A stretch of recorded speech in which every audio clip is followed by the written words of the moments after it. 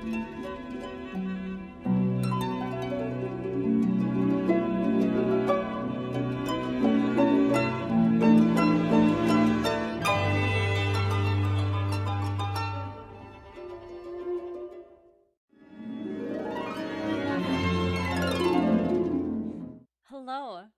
We are very early today, which is a good thing.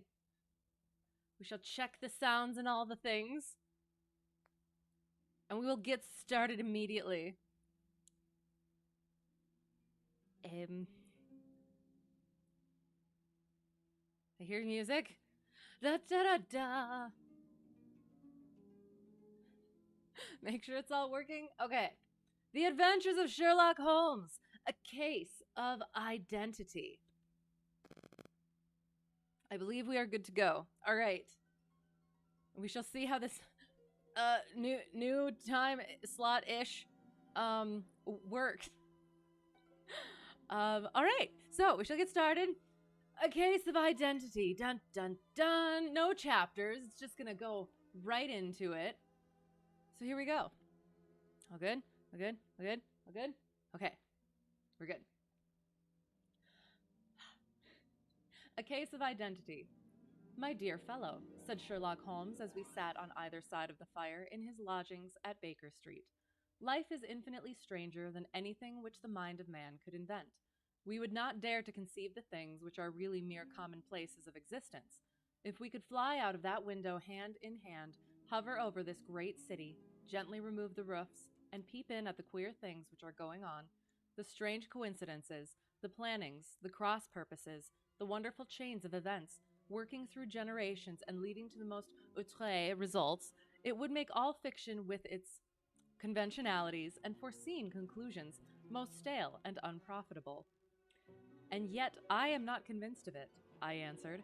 The cases which come to light in the papers are, as a rule, bald enough and vulgar enough. We have in our police reports realism pushed to its extreme limits, and yet the result is, it must be confessed, neither fascinating nor artistic. A certain selection and discretion must be used in producing a realistic effect, remarked Holmes.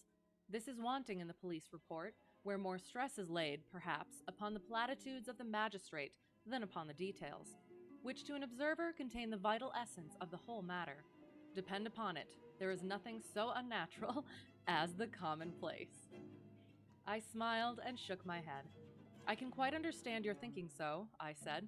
Of course, in your position of unofficial advisor and helper to everybody who is absolutely puzzled, throughout 3 continents, you are brought in contact with all that is strange and bizarre. But here, I picked up the morning paper from the ground. Let us put it to a practical test. Here is the first heading upon which I come. A husband's cruelty to his wife. There is half a column of print, but I know without reading it that it is all perfectly familiar to me. There is, of course, the other woman, the drink, the push, the blow, the bruise, the sympathetic sister or landlady. The crudest of writers could invent nothing more crude. Indeed, your example is an unfortunate one for your argument, said Holmes, taking the paper and glancing his eye down it. This is the Dundas separation case, and as it happens, I was engaged in clearing up some small points in connection with it. The husband was a teetotaler, there was no other woman, and the conduct complained of was that he had drifted into the habit of winding up every meal by taking out his false teeth and hurling them at his wife, which, you will allow, is not an action likely to occur to the imagination of the average storyteller. Take a pinch of snuff, doctor, and acknowledge that I have scored over you in your example. He held out his snuff box of old gold, with a great amethyst in the center of the lid. Its splendor was in such contrast to his homely ways and simple life that I could not help commenting upon it. Ah, said he, I forgot that I had not seen you for some weeks. It is a little souvenir from the King of Bohemia in return for my assistance in the case of the Irene Adler papers. And the ring? I asked, glancing at a remarkably brilliant, which sparkled upon his finger. Believe it as it is. It was from the reigning family of Holland, though the matter in which I served them was of such delicacy that I cannot confide it even to you, who have been good enough to chronicle 1 or 2 of my little problems. And have you any on hand just now? I asked with interest. Some 10 or 12, but none which present any feature of interest. They are important, you understand, without being interesting. Indeed, I have found that it is usually in unimportant matters that there is a field for the observation and for the quick analysis of cause and effect which gives the charm to an investigation. The larger crimes are apt to be the simpler, for the bigger the crime, the more obvious, as a rule, is the motive. In these cases, save for one rather intricate matter which has been referred to me from Marseille, there is nothing which presents any features of interest. It is possible, however, that I may have something better before very many minutes are over, for this is one of my clients, or I am much mistaken. He had risen from his chair and was standing between the parted blinds, gazing down into the dull, neutral-tinted London street. Looking over his shoulder, I saw that on the pavement opposite there stood a large woman with a heavy fur boa round her neck, and a large curling red feather in a broad-brimmed hat, which was tilted in a coquettish Duchess of Devonshire fashion over her ear. From under this great panoply, she peeped up in a nervous, hesitating fashion at our windows, while her body oscillated backward and forward, and her fingers fidgeted with her glove buttons. Suddenly, with a plunge as of the swimmer who leaves the bank, she hurried across the road, and we heard the sharp clang of the bell. Ah! Come on, there we go.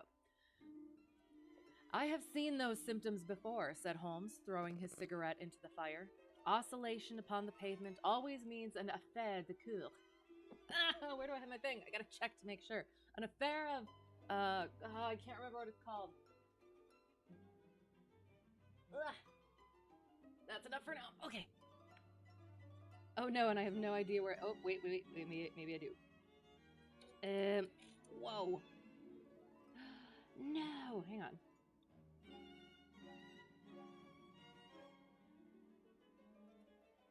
Shoot. We'll get back to it. Or no, you know what? I will. I'll find it.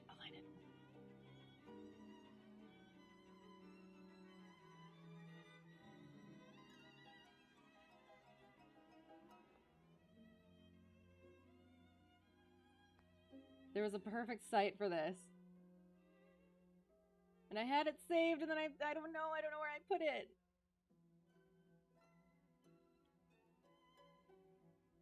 And I can't remember what it's called. You know what? We'll just translate this one and see what happens. Affaire de coeur. I'm gonna kick myself. Yeah, that one. A love affair. Affair of the heart. Oh, yeah, that makes sense. Like a corazon. Affair of the heart.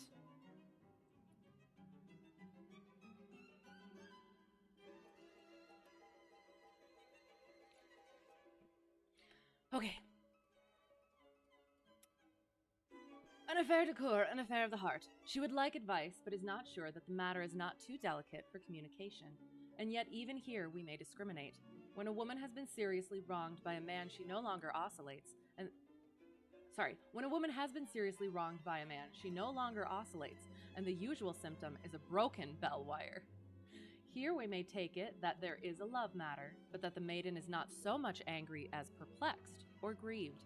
But here she comes in person to resolve our doubts. As he spoke, there was a tap at the door, and the boy in buttons entered to announce Miss Mary Sutherland, while the lady herself loomed behind his small black figure like a full-sailed merchantman behind a tiny pilot boat. Sherlock Holmes welcomed her with the easy courtesy for which he was remarkable, and, having closed the door and bowed her into an armchair, he looked her over in the minute and yet abstracted fashion which was peculiar to him. "Do you not find," he said, "that with your short sight it is a little trying to do so much typewriting?" "I did at first," she answered, "but now I know where the letters are without looking." Then, suddenly realizing the full purport of his words, she gave a violent start and looked up with fear and astonishment upon her broad, good-humored face.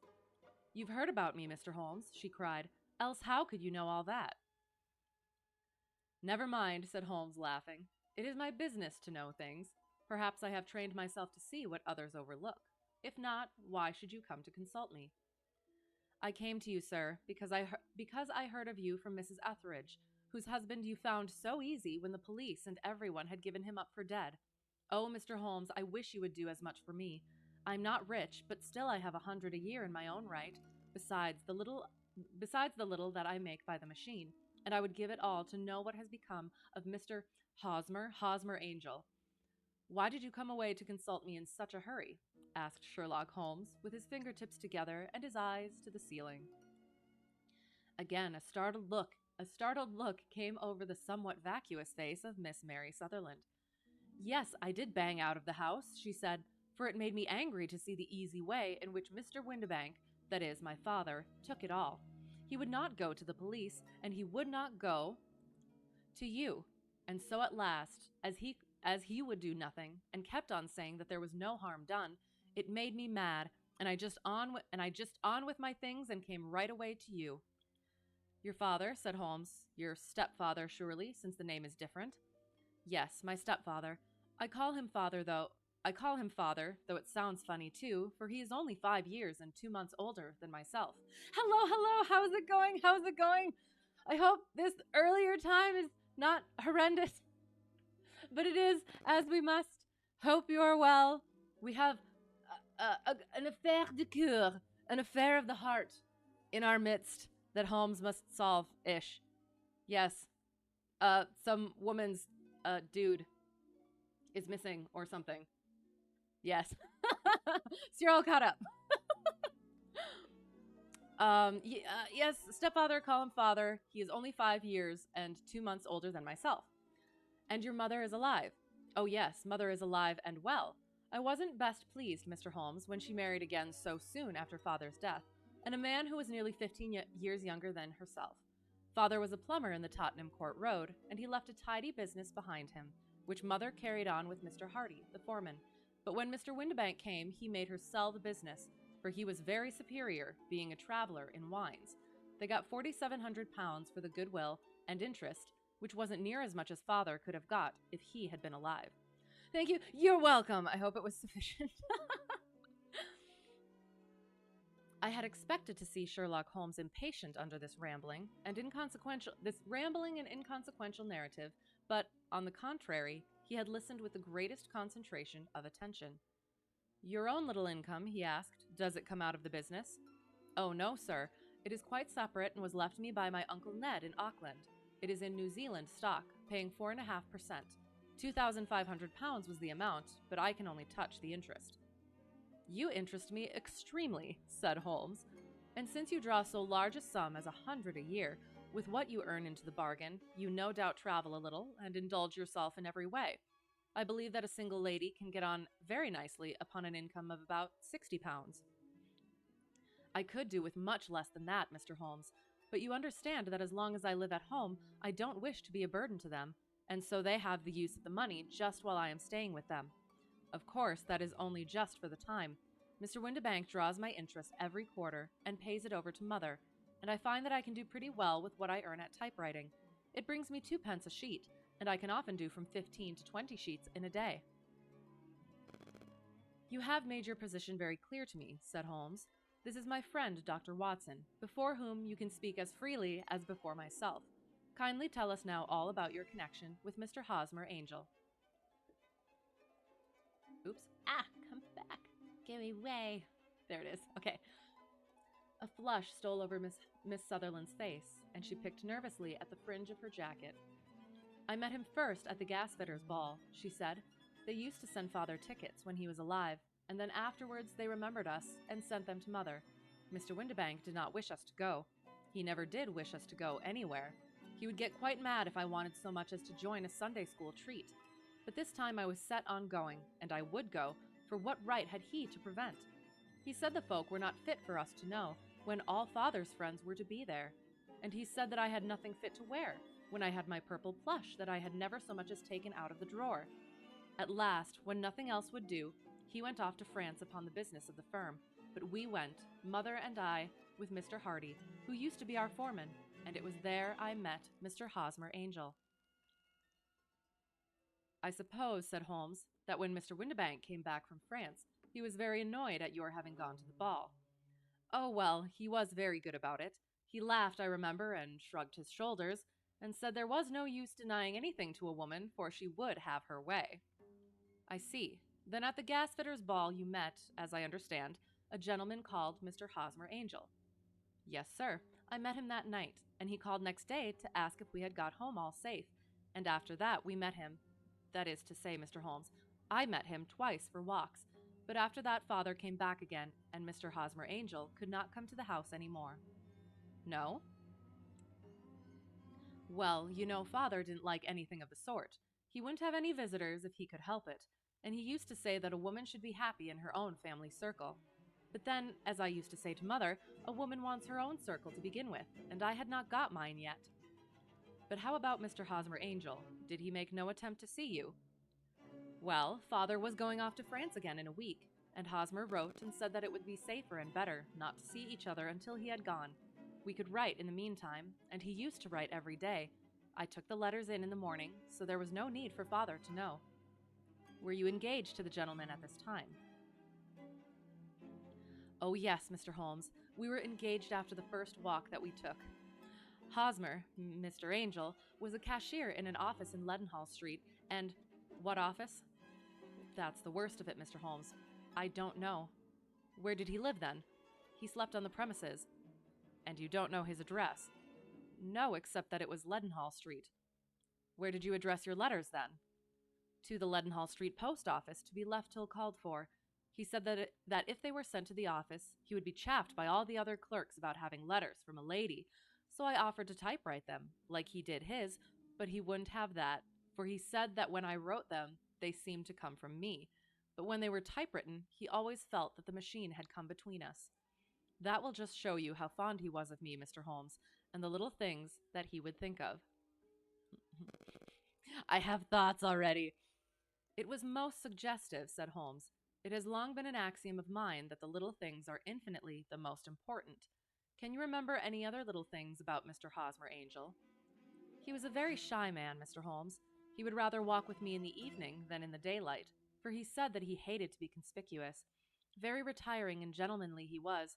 Even his voice was gentle. He'd had the quinsy, and swollen glands when he was young, he told me, and it had left him with a weak throat and a hesitating, whispering fashion of speech. He was always well dressed, very neat and plain, but his eyes were weak, just as mine are, and he wore tinted glasses against the glare. Well, and what happened when Mr. Windibank, your stepfather, returned to France?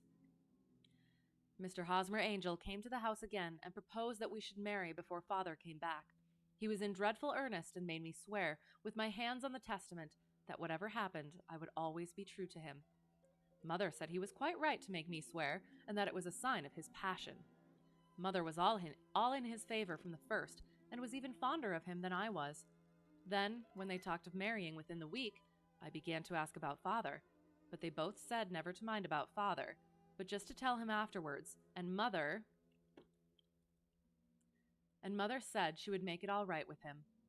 I didn't quite like that, Mr. Holmes. It seemed funny that I should ask his leave, as he was only a few years older than me, but I didn't want to do anything on the sly, so I wrote to father at Bordeaux, where the company has its French offices, but the letter came back to me on the very morning of the wedding. It missed him then. Yes, sir, for he had started to England just before it arrived. Ha! That was unfortunate. Your wedding was arranged then for the Friday. Was it to be in a church? Yes, sir, but very quietly. It was to be at St. Saviour's, near King's Cross, and we were to have breakfast afterwards at the St. Pancras Hotel. Hosmer came for us in a hansom, but as there were two of us, he put us both into it and stepped himself into a four-wheeler, which happened to be the only other cab in the street. We got to the church first, and when the four-wheeler drove up, we waited for him to step out, but he never did. And when the cabman got down from the box and looked, there was no one there. The cabman said that he could not imagine what had become of him, for he had seen him get in with his own eyes. That was last Friday, Mr. Holmes, and I have never seen or heard anything since then to throw any light upon what became of him. It seems to me that you have been very shamefully treated, said Holmes. Oh, no, sir. He was too good and kind to leave me so. Why, all the morning he was saying to me that, whatever happened, I was to be true, and that even if something quite unforeseen occurred to separate us, I was always to remember that I was pledged to him, and that he would claim his pledge sooner or later. It seemed strange talk for a wedding morning, but what has happened since gives a meaning to it. Most certainly it does. Your own opinion is then that some unforeseen catastrophe has occurred to him. Yes, sir. I believe that he foresaw some danger, or else he would not have talked so. And then I think that what he foresaw happened. But you have no notion as to what it could have been. None. One more question. How did your mother take the matter? She was angry and said that I was never to speak of the matter again. And your father? Did you tell him? Yes, and he seemed to think, with me, that something had happened, and that I should hear of Hosmer again. As he said, what interest could anyone have in bringing me to the doors of the church and then leaving me?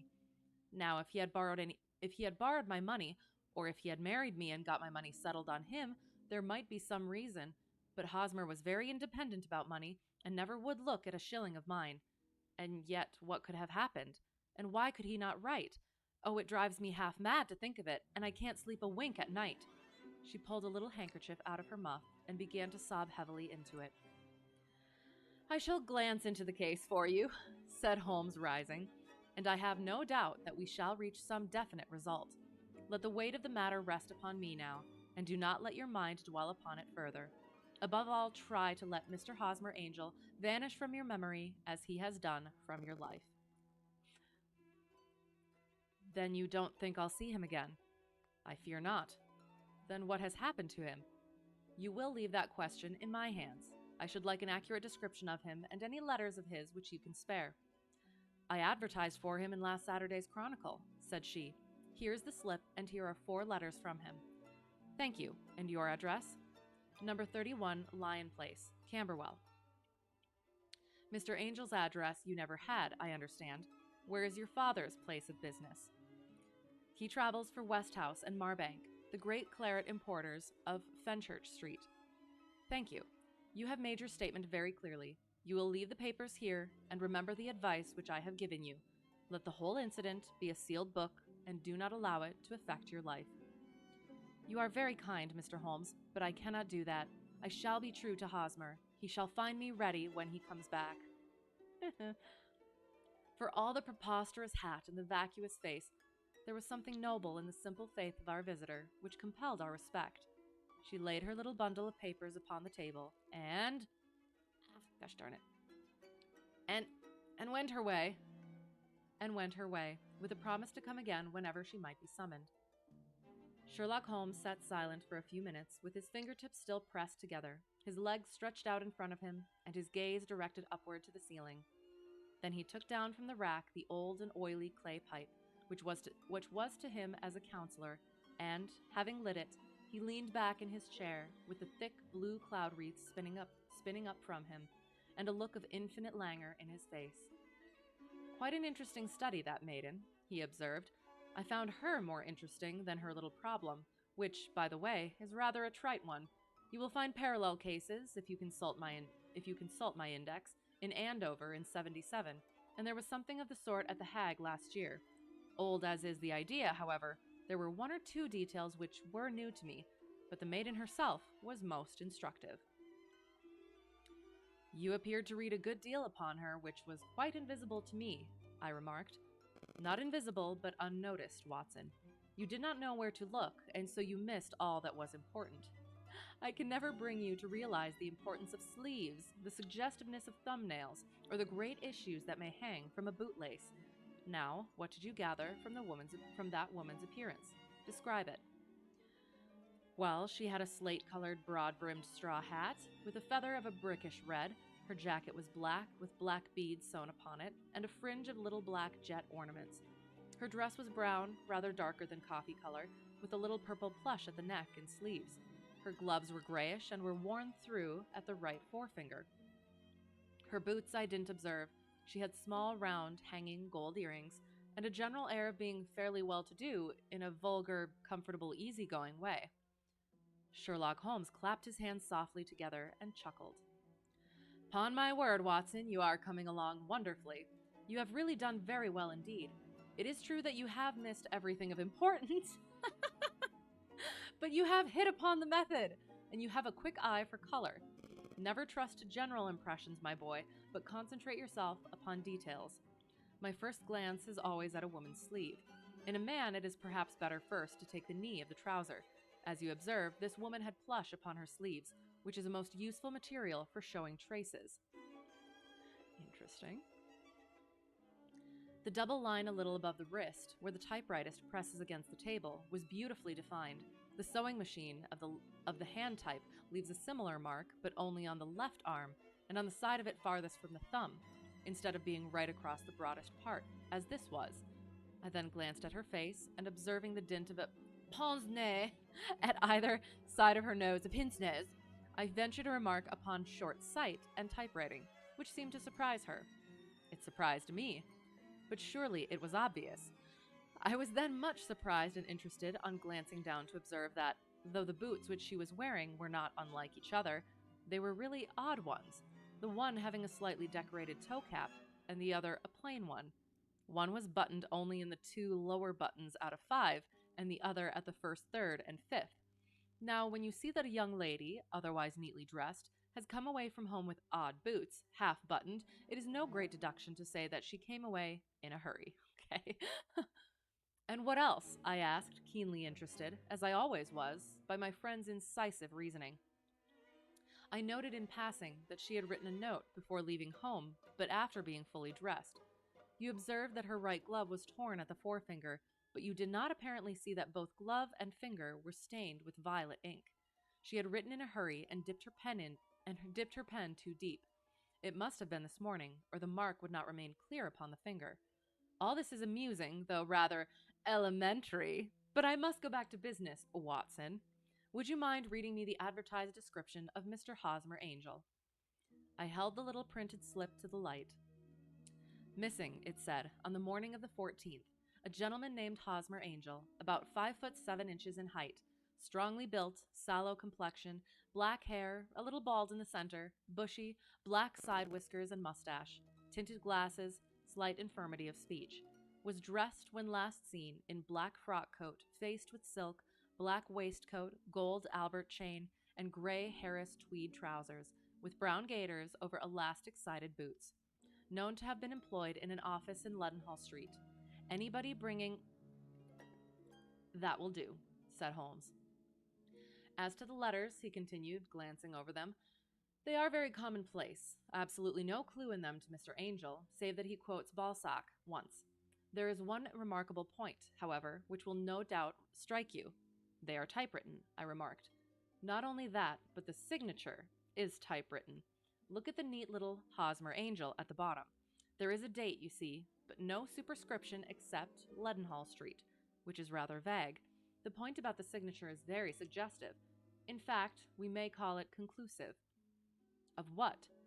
My dear fellow, is it possible you do not see how strongly it bears upon the case? I cannot say that I do unless it were that he wished to be able to deny his signature if an action for breach of promise were instituted. No, that was not the point. However, I shall write 2 letters which should settle the matter. One is to a firm in the city, the other is to the young lady's stepfather, Mr. Windibank, asking him whether he could meet us here at 6 o'clock tomorrow evening. It is just as well that we should do business with the male relatives. And now, Doctor, we can do nothing until the answers to those letters come, so we may put our little problem upon the shelf for the interim. I had had so many reasons to believe in my friend's subtle powers of reasoning and extraordinary energy in action that I felt that he must have some solid grounds for the assured and easy demeanor with which he treated the singular mystery which he had been called upon to fathom. Once only had I known him to fail, in the case of the King of Bohemia and of the Irene Adler photograph. But when I looked back to the weird business of the sign of 4 and the extraordinary circumstances connected with the study in scarlet, I felt that it would be a strange tangle indeed which he could not unravel. I left him then, still puffing at his black clay pipe, with the conviction that when I came again on the next evening, I would find that he held in his hands all the clues which would lead up to the identity of the disappearing bridegroom of Miss Mary Sutherland. A professional case of great gravity was engaging my own attention at the time, and the whole of next day I was busy at the bedside of the sufferer. It was not until close upon 6 o'clock that I found myself free, and was able to spring into a hansom and drive to Baker Street. half afraid that I might be too late to assist at the denouement of the little mystery. I found Sherlock Holmes alone, however, half asleep, with his long, thin form curled up in the recesses of his armchair. A formidable array of bottles and test tubes, with the pungent, cleanly smell of hydrochloric acid, told me that he had spent his day in the chemical work which was so dear to him. "Well, have you solved it?" I asked as I entered. "Yes, it was the bisulfate of Barita? Barita, I don't know. No, the mystery," I cried. "Oh, that. I thought of the salt that I have been working upon. There was never any mystery in the matter, though, as I said yesterday, some of the details are of interest. The only drawback is that there is no law, I fear, that can touch the scoundrel." Who was he then, and what was his object in deserting Miss Sutherland? The question was hardly out of my mouth, and Holmes had not yet opened his lips to reply, when we heard a heavy footfall in the passage and a tap at the door. "This is the girl's stepfather, Mr. James Windibank," said Holmes. "He has written to me to say that he would be here at 6. Come in." The man who entered was a sturdy, middle-sized fellow, some 30 years of age, clean-shaven and sallow-skinned, with a bland, insinuating manner and a pair of wonderfully sharp and penetrating gray eyes. He shot a questioning glance at each of us, placed his shiny top hat upon the sideboard, and with a slight bow, sidled down into the nearest chair. "Good evening, Mr. James Windibank," said Holmes. "I think that this typewritten letter is from you, in which you made an appointment with me for 6 o'clock. "Yes, sir. I am afraid that I am a little late, but I am not quite my own master, you know. I am sorry that Miss Sutherland has troubled you about this little matter, for I think it is far better not to wash linen of the sort in public. It was quite against my wishes that she came, but she is a very excitable, impulsive girl, as you may have noticed, and she is not easily controlled when she has made up her mind on a point. Of course, I did not mind you so much, as you are not connected with the official police, but it is not pleasant to have a family misfortune like this noised abroad. Besides, it is a useless expense, for how could you possibly find this Hosmer Angel?" "On the contrary," said Holmes quietly, "I have every reason to believe that I will succeed in discovering Mr. Hosmer Angel." Mr. Windibank gave a violent start and dropped his gloves. "I am delighted to hear it," he said. "It is a curious thing," remarked Holmes, "that a typewriter has really quite as much individuality as a man's handwriting. Unless they are quite new, no two of them write exactly alike. Some letters get more worn than others, and some wear only on one side. Now, you remark in this note of yours, Mr. Windibank, that in every case there is some little slurring over of the E, and a slight defect in the tail of the R. There are 14 other characteristics, but those are the most obvious." Hello, how's it going? I think we're getting to the conclusion of this mystery, potentially. I'm not sure, actually. But Holmes is being very sneaky. Good. I am well as well. I am glad you are as well. We get to read some Sherlock, so I'm happy about that. And we're a little bit earlier, quite a bit earlier, actually. So that's nice. We'll see how well it works, and see how that goes for the future. So yes, there was a woman, and she was deserted by her bridegroom almost at the altar. And now they are talking to her stepfather about it. Yes, about the case. So we shall see what happens. I have thoughts. We do all our correspondence with this machine at the office, and no doubt it is a little worn, our visitor answered, glancing keenly at Holmes with his bright little eyes. "And now I will show you what is really a very interesting study, Mr. Windibank," Holmes continued. "I think of writing another little monograph some of these days on the typewriter and its relation to crime. It is a subject to which I have devoted some little attention. I have here 4 letters which purport to come from the missing man. They are all typewritten. In each case, not only are the E's slurred and the R's tailless, but you will observe, if you care to use my magnifying lens, that the 14 other characteristics to which I have alluded are there as well." Mr. Windibank sprang out of his chair and picked up his hat. "I cannot waste time over this sort of fantastic talk, Mr. Holmes," he said. "If you can catch the man, catch him, and let me know when you have done it." "Certainly," said Holmes, stepping over and turning the key in the door. "I let you know, then, that I have caught him." "What? Where? shouted Mr. Windibank, turning white to his lips and glancing about him like a rat in a trap. "Oh, it won't do. Really, it won't," said Holmes suavely. "There's no possible getting out of it, Mr. Windibank. It is quite too transparent, and it was a very bad compliment when you said that it was impossible for me to solve so simple a question. That's right. Sit down and let us talk it over." Our visitor collapsed into a chair, with a ghastly face and a glitter of moisture on his brow. It's not actionable," he stammered. "I am very much afraid that it is not. But between ourselves, Windibank, it was as cruel and selfish and heartless a trick, in a petty way, as ever came before me. Now let me just run over the course of events, and you will contradict me if I go wrong." The man sat huddled up in his chair, with his head sunk upon his breast, like one who is utterly crushed. Holmes stuck his feet up on the corner of the mantelpiece, and, leaning back with his hands in his pockets, began talking, rather to himself, as it seemed, than to us. "The man married a woman very much older than himself, for her money," said he, "and he enjoyed the use of the money of the daughter as long as she lived with them. It was a considerable sum for people in their position, and the loss of it would have made a serious difference. It was worth an effort to preserve it. The daughter was of a good, amiable disposition, but affectionate and warm-hearted in her ways, so that it was evident that with her fair personal advantages and her little income, she would not be allowed to remain single long. Now her marriage would mean, of course, the loss of 100 a year, so what does her stepfather do to prevent it? He takes the obvious course of keeping her at home and forbidding her to seek the company of people of her own age. But soon he found that that would not answer forever. She became restive, insisted upon her rights, and finally announced her positive intention of going to a certain ball. What does her clever stepfather do then? He conceives an idea more creditable to his head than to his heart. With the connivance and assistance of his wife, he disguised himself, covered those keen eyes with tinted glasses, masked the face with a mustache and a pair of bushy whiskers, sunk that clear voice into an insinuating whisper, and doubly secure on account of the girl's short sight, he appears as Mr. Hosmer Angel, and keeps off other lovers by making love himself. "It was only a joke at first," groaned our visitor. "We never thought that she would have been so carried away." "Very likely not. However that may be, the young lady was, very decidedly, carried away, and having quite made up her mind that her stepfather was in France, the suspicion of treachery never for an instant entered her mind. She was flattered by the gentleman's attentions, and the effect was increased by the loudly expressed admiration of her mother. Then Mr. Angel began to call, for it was obvious that the matter should be pushed as far as it would go if a real effect were to be produced. Hello, how's it going?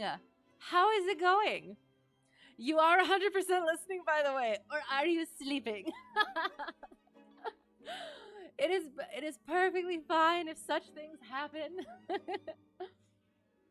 We're almost to the end, though. We're finding out the things. There were meetings and an engagement which would finally secure the girl's affections from turning towards anyone else. But the deception could not be kept up forever. These pretended journeys to France were rather cumbrous. The thing to do was clearly to bring the business to an end in such a dramatic manner that it would leave a permanent impression upon the young lady's mind and prevent her from looking upon any other suitor for some time to come. Hence those vows of fidelity exacted upon a testament, and hence also the allusions to a possibility of something happening on the very morning of the wedding. James Windibank wished Miss Sutherland to be so bound to Hosmer Angel, and so uncertain as to his fate, that for 10 years to come, at any rate, she would not listen to another man. As far as the church door he brought her, and then, as he could go no farther, he conveniently vanished away by the old trick of stepping in at one door of a four-wheeler and out at the other. I think that was the chain of events, Mr. Windibank." Our visitor had recovered something of his assurance while Holmes had been talking, and he rose from his chair now with a cold sneer upon his pale face.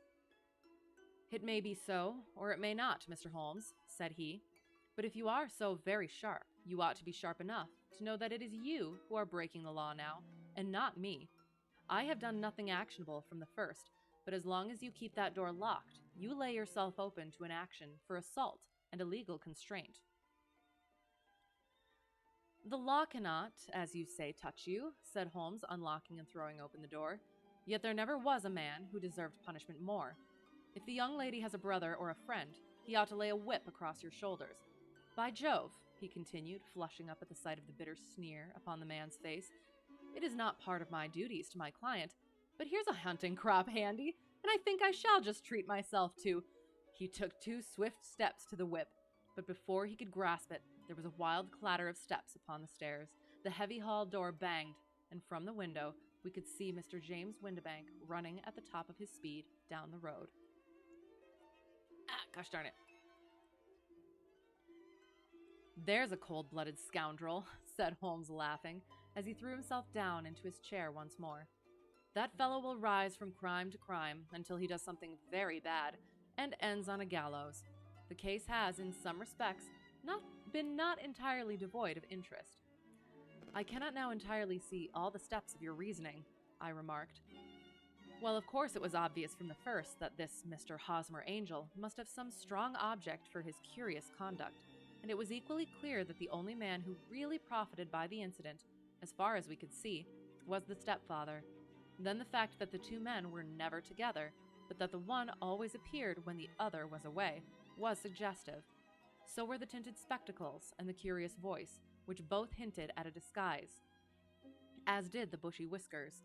My suspicions were all confirmed by his peculiar action in typewriting his signature, which, of course, inferred that his handwriting was so familiar to her that she would recognize even the smallest sample of it. You see, all these isolated facts, together with many minor ones, all pointed in the same direction. And how did you verify them? Having once spotted my man, it was easy to get corroboration. I knew the firm for which this man worked, having taken the printed description. I eliminated everything from it which could be the result of a disguise, the whiskers, the glasses, the voice, and I sent it to the firm, with a request that they would inform me whether it answered to the description of any of their travelers. I had already noticed the peculiarities of the typewriter, and I wrote to the man himself at his business address, asking him if he would come here. As I expected, his reply was typewritten and revealed the same trivial but characteristic defects. The same post brought me a letter from Westhouse and Marbank of Fenchurch Street to say that the description tallied in every respect with that of their employee, James Windibank. Voila tout! And Miss Sutherland? If I tell her, she will not believe me. You may remember the old Persian saying, there is danger for him who taketh the tiger cub, and danger also for whoso snatches a delusion from a woman. There is as much sense in Hafiz as in Horace, and as much knowledge of the world. End of A Case of Identity. It was... but there was no justice! Gosh darn it! Ah, well. Ugh. Well. Alright, we're doing quite well on time. I can't remember if this one was... if that one was shorter than this one. Or if this one. How can there be no justice? Are you in what sense are you asking the question? I mean, the guy didn't even get whipped. With the riding crop. Darn it. But yes,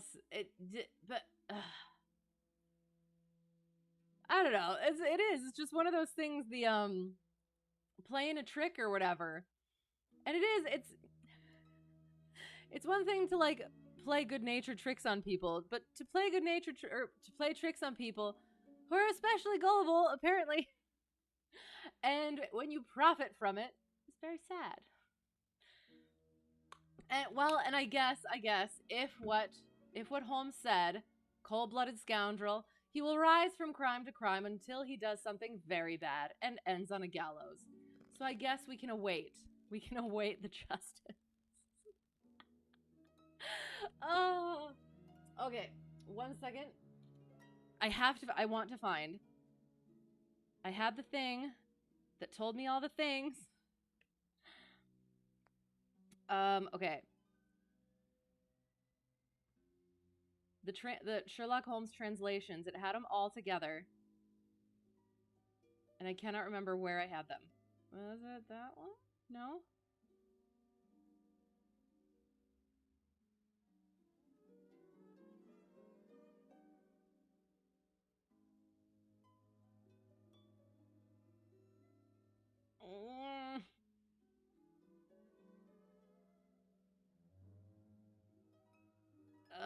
probably not going to be able to find it. Gosh darn it, gosh darn it.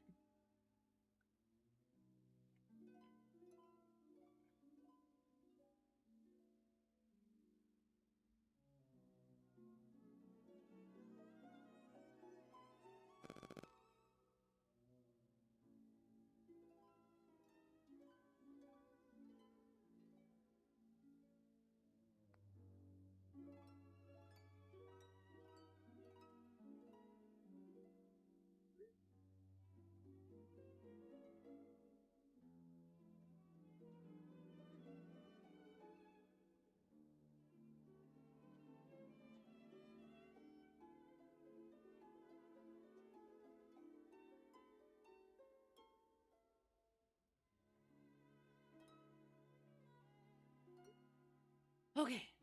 All right. The Boscombe Valley Mystery. New.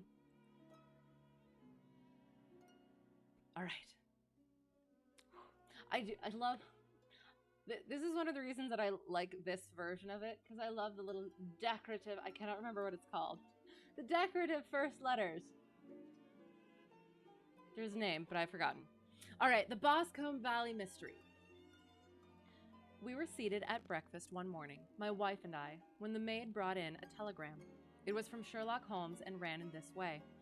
Have you a couple of days to spare? Have just been wired for from the west of England in connection with Boscombe Valley tragedy. Shall be glad if you will come with me. Air and scenery perfect. Leave Paddington by the 11:15. What do you say, dear? Said my wife, looking across at me. Will you go? I really don't know what to say. I have a fairly long list at present.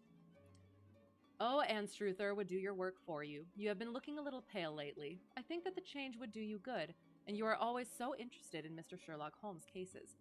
I should be ungrateful if I were not, seeing what I gained through one of them, I answered. Oh, I should be ungrateful if I were not, seeing what I gained through one of them, I answered. That's so cute. But if I am to go, I must pack at once, for I have only half an hour. My experience of camp life in Afghanistan had at least had the effect of making me a prompt and ready traveler. My wants were few and simple, so that in less than the time stated, I was in a cab with my valise, rattling away to Paddington Station. Sherlock Holmes was pacing up and down the platform, his tall, gaunt figure made even gaunter and taller by his long gray traveling cloak and close-fitting cloth cap.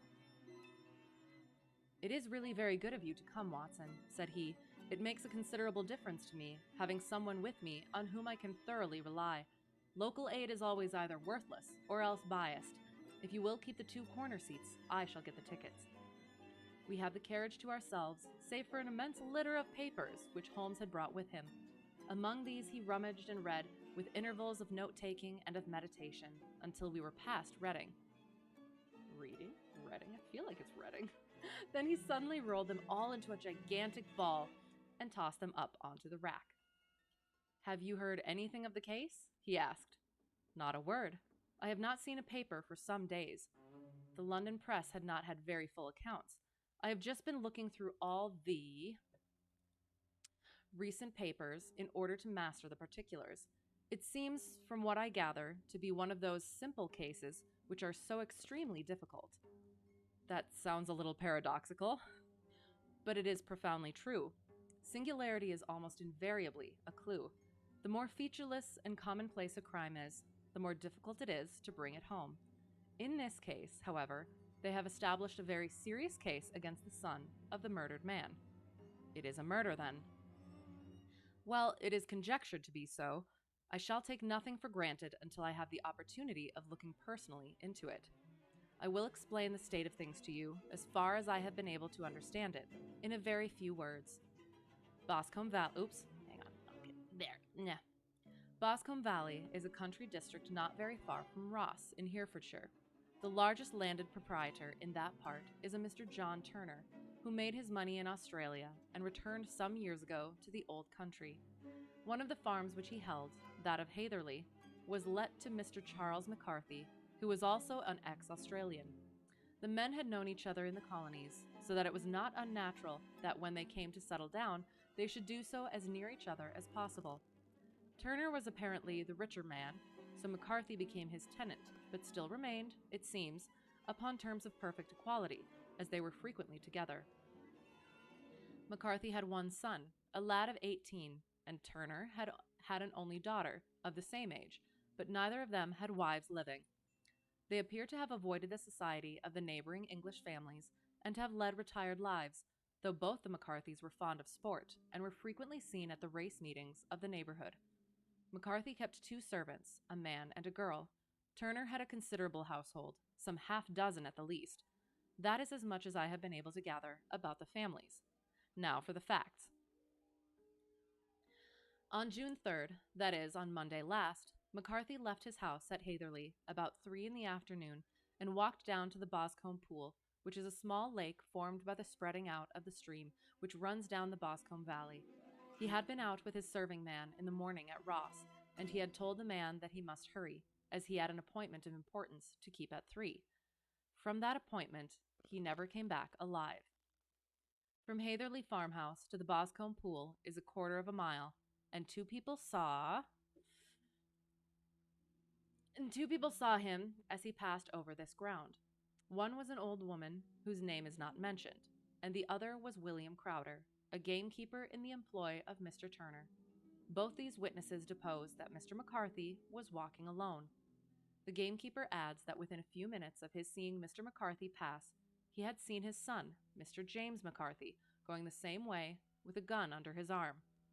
To the best of his belief, the father was actually in sight at the time, and the son was following him. He thought no more of the matter until he heard in the evening of the tragedy that had occurred. Interesting.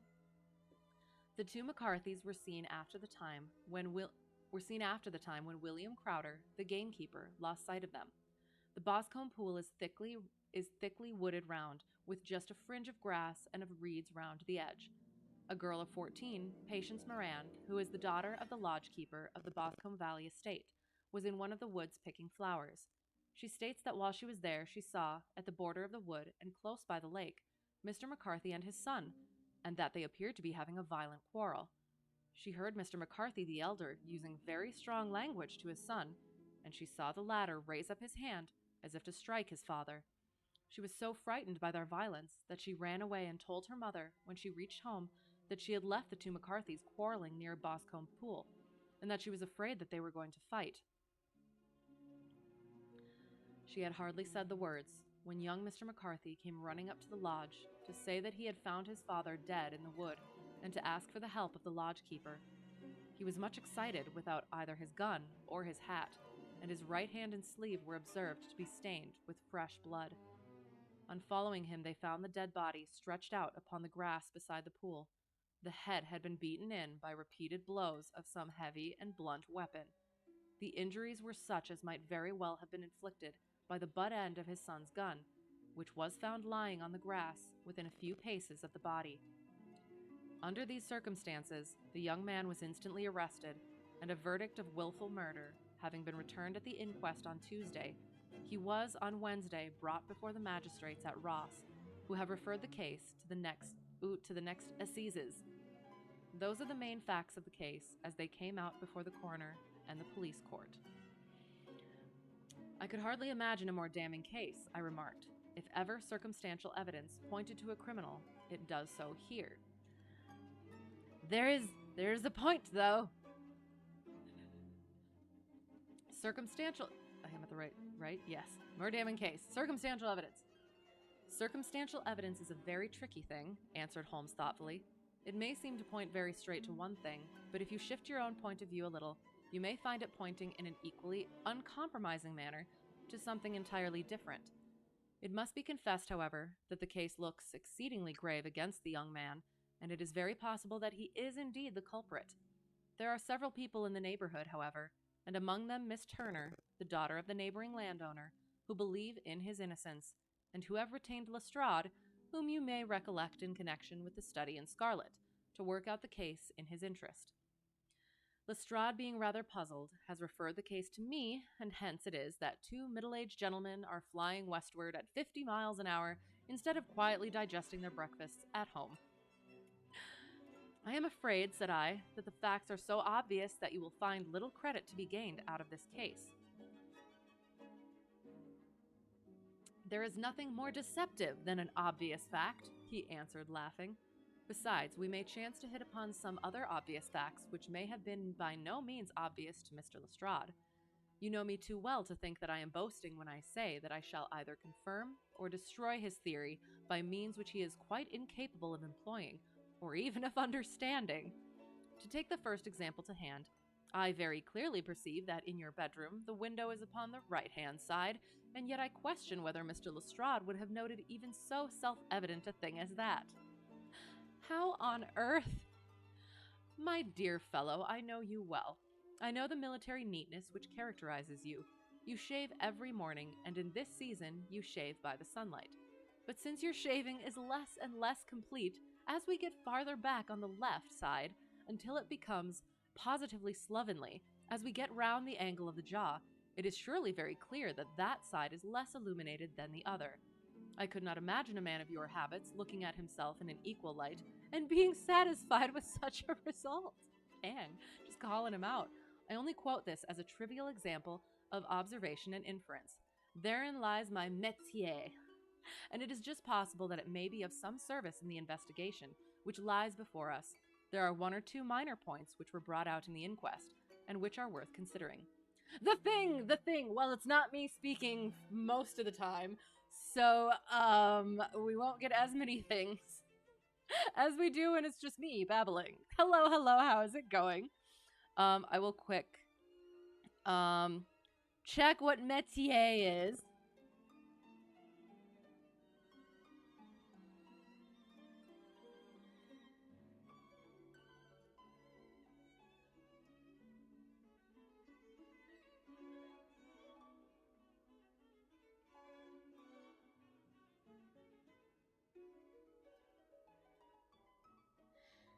Métier.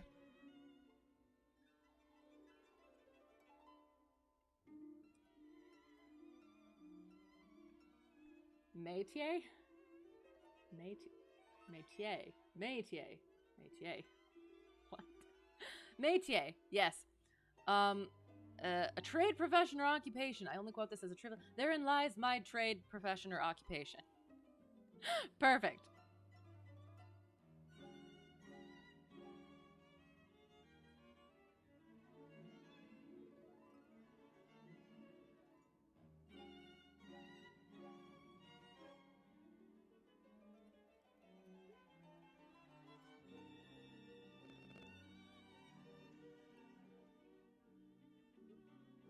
Alright. Okay, so, the one or two minor points which were brought out in the inquest and which are worth considering. What are they? I have one, I think. Maybe.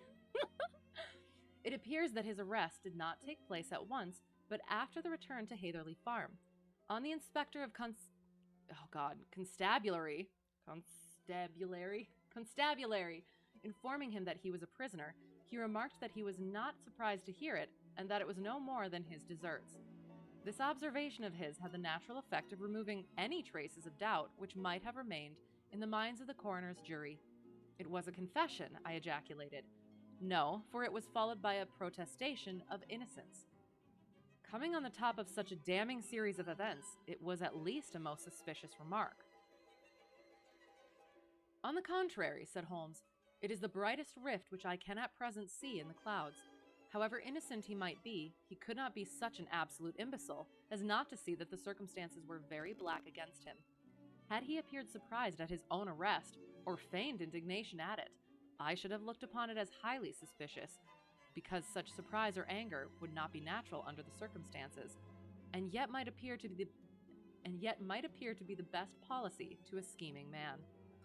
His frank acceptance of the situation marks him as either an innocent man or else as a man of considerable self-restraint and firmness. As to his remark about his deserts, it was also not unnatural if you consider that he stood beside the dead body of his father, and that there is no doubt that he had that very day so far forgotten his filial duty as to bandy words with him, and even, according to the little girl, whose evidence is so important, to raise his hand as if to strike him. The self-reproach and contrition which are displayed in his remark appear to me to be the signs of a healthy mind, rather than of a guilty one. Interesting. I shook my head. Many men have been hanged on far slighter evidence, I remarked. So they have, and many men have been wrongfully hanged. What is the young man's own account of the matter?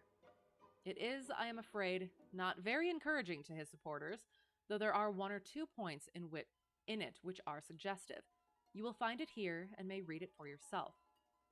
He picked out from his bundle a copy of the local Herefordshire paper, and having turned down the sheet, he pointed out the paragraph in which the unfortunate young man had given his own statement of what had occurred. I settled myself down in the corner of the carriage and read it very carefully. It ran in this way. Mr. James McCarthy, the only son of the deceased, was then called and gave evidence as follows. I had been away from home for 3 days at Bristol, and had only just returned upon the morning of last Monday, the 3rd. My father was absent from home at the time of my arrival, and I was informed by the maid that he had driven over to Ross with John Cobb, the groom. Shortly after my return, I heard the wheels of his trap in the yard, and, looking out of my window, I saw him get out and walk rapidly out of the yard, though I was not aware in which direction he was going. I then took my gun and strolled out in the direction of the Boscombe pool, with the intention of visiting the rabbit warren, which is upon the other side. On my way, I saw William Crowder, the gamekeeper, as he had stated in his evidence. But he is mistaken in thinking that I was following my father. I had no idea that he was in front of me. When about 100 yards from the pool, I heard a cry of "Quee!" which was a usual signal between my father and myself. I then hurried forward and found him standing by the pool. He appeared to be much surprised at seeing me and asked me rather roughly what I was doing there. A conversation ensued which led to high words and almost to blows, for my father was a man of a very violent temper. Seeing that his passion was becoming ungovernable, I left him and returned towards Hatherley Farm. I had not gone more than 150 yards, however, when I heard a hideous outcry behind me, which caused me to run back again. I found my father expiring upon the ground, with his head terribly injured. I dropped my gun and held him in my arms, but he almost instantly expired. I knelt beside him for some minutes, and then made my way to Mr. Turner's lodge-keeper, his house being the nearest, to ask for assistance. I saw no one near my father when I returned, and I have no idea how he came by his injuries. He was not a popular man, being somewhat cold and forbidding in his manners, but he had, as far as I know, no active enemies. I know nothing further of the matter. The coroner. Did your father make any statement to you before he died? Witness. He mumbled a few words, but I could only catch some allusion to a rat. The coroner. What did you understand by that? Witness. It conveyed no meaning to me. I thought that he was delirious. The coroner. What was the point upon which you and your father had this final quarrel? Witness. I should prefer not to answer. The coroner. I am afraid that I must press it. Witness. It is really impossible for me to tell you. I can assure you that it has nothing to do with the sad tragedy which followed. The coroner. That is for the court to decide. I need not point out to you that your refusal to answer will prejudice your case considerably in any future proceedings which may arise. Witness. I must still refuse. The coroner. I understand that the cry of "Quee" was a common signal between you and your father. Witness. It was? It was. The coroner. How was it, then, that he uttered it before he saw you, and before he even knew that you had returned from Bristol?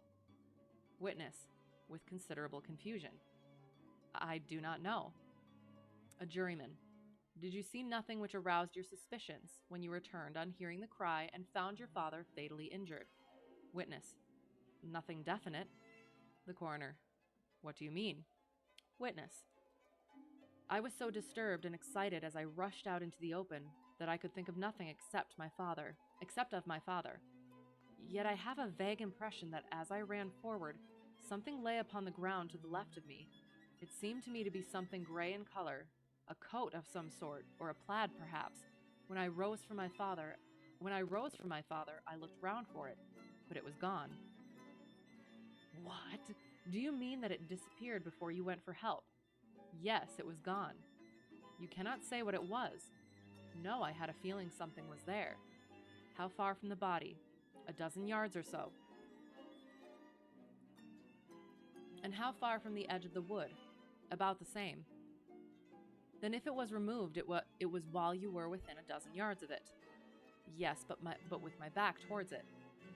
This concluded the examination of the witness. Ooh, interesting. Disappearing objects, potentially.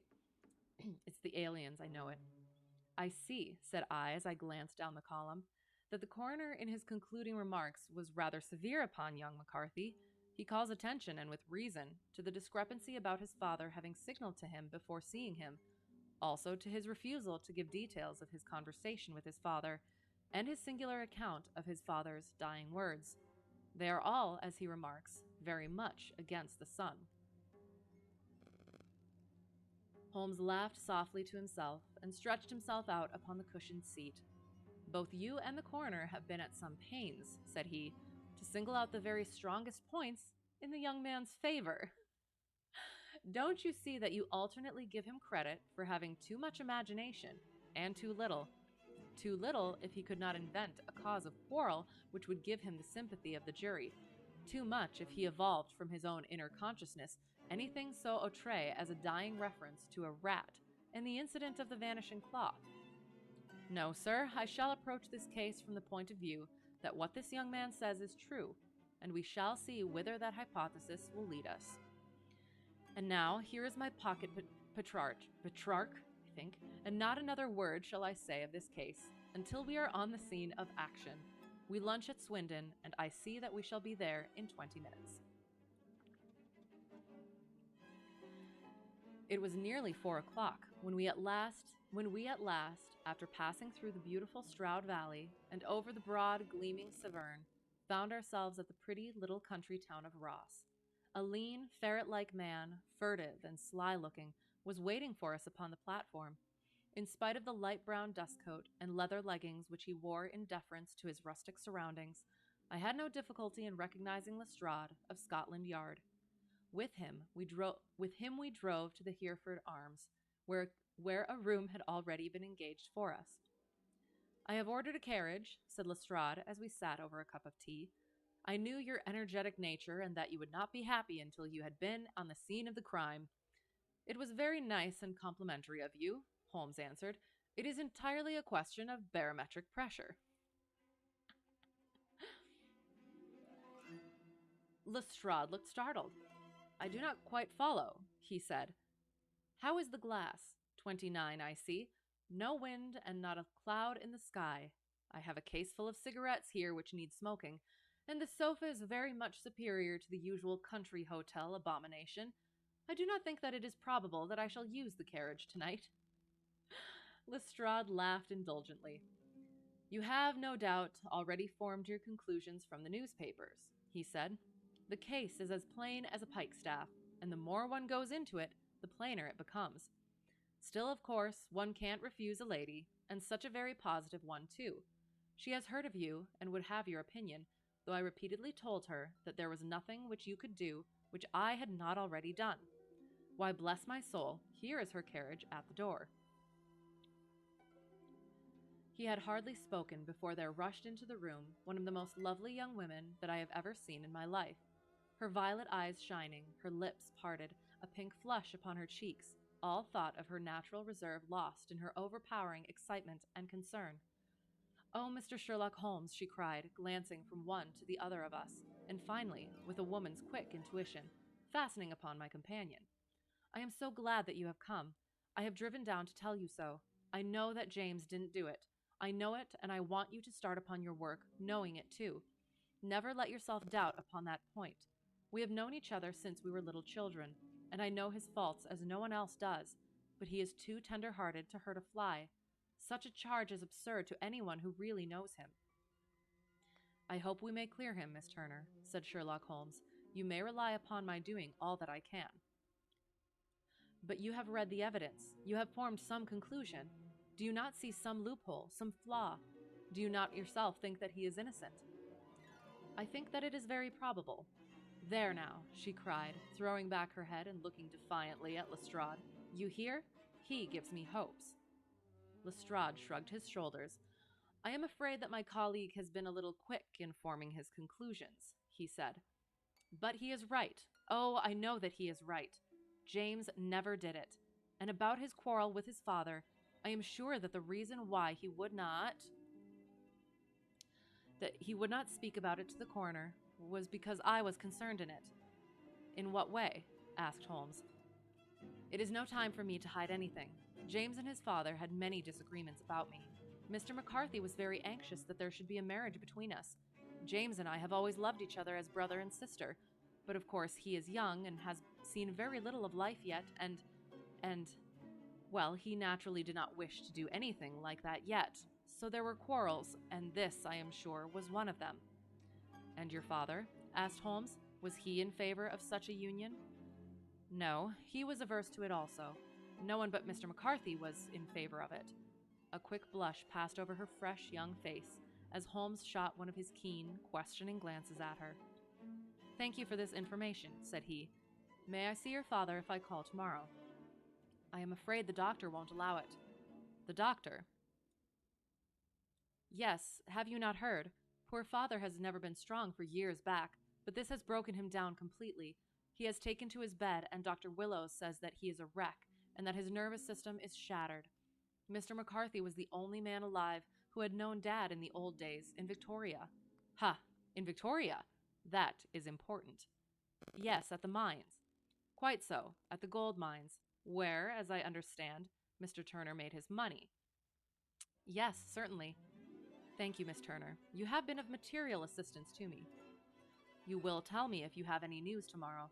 No doubt you will go to the prison to see James. Oh, if you do, Mr. Holmes, do tell him that I know him to be innocent. I will, Miss Turner. I must go home now, for Dad is very ill, and he misses me so if I leave him. Goodbye, and God help you in your undertaking. She hurried from the room as impulsively as she had entered, and we heard the wheels of her carriage rattle off down the street.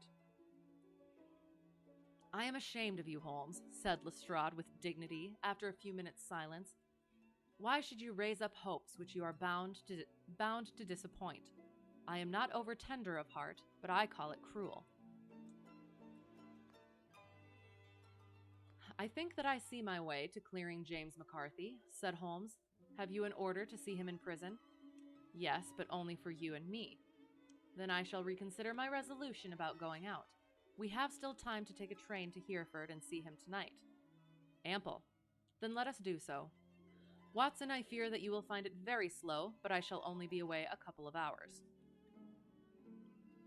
I walked down to the station with them, and then wandered through the streets of the little town, finally returning to the hotel, where I lay upon the sofa and tried to interest myself in a yellow-backed novel.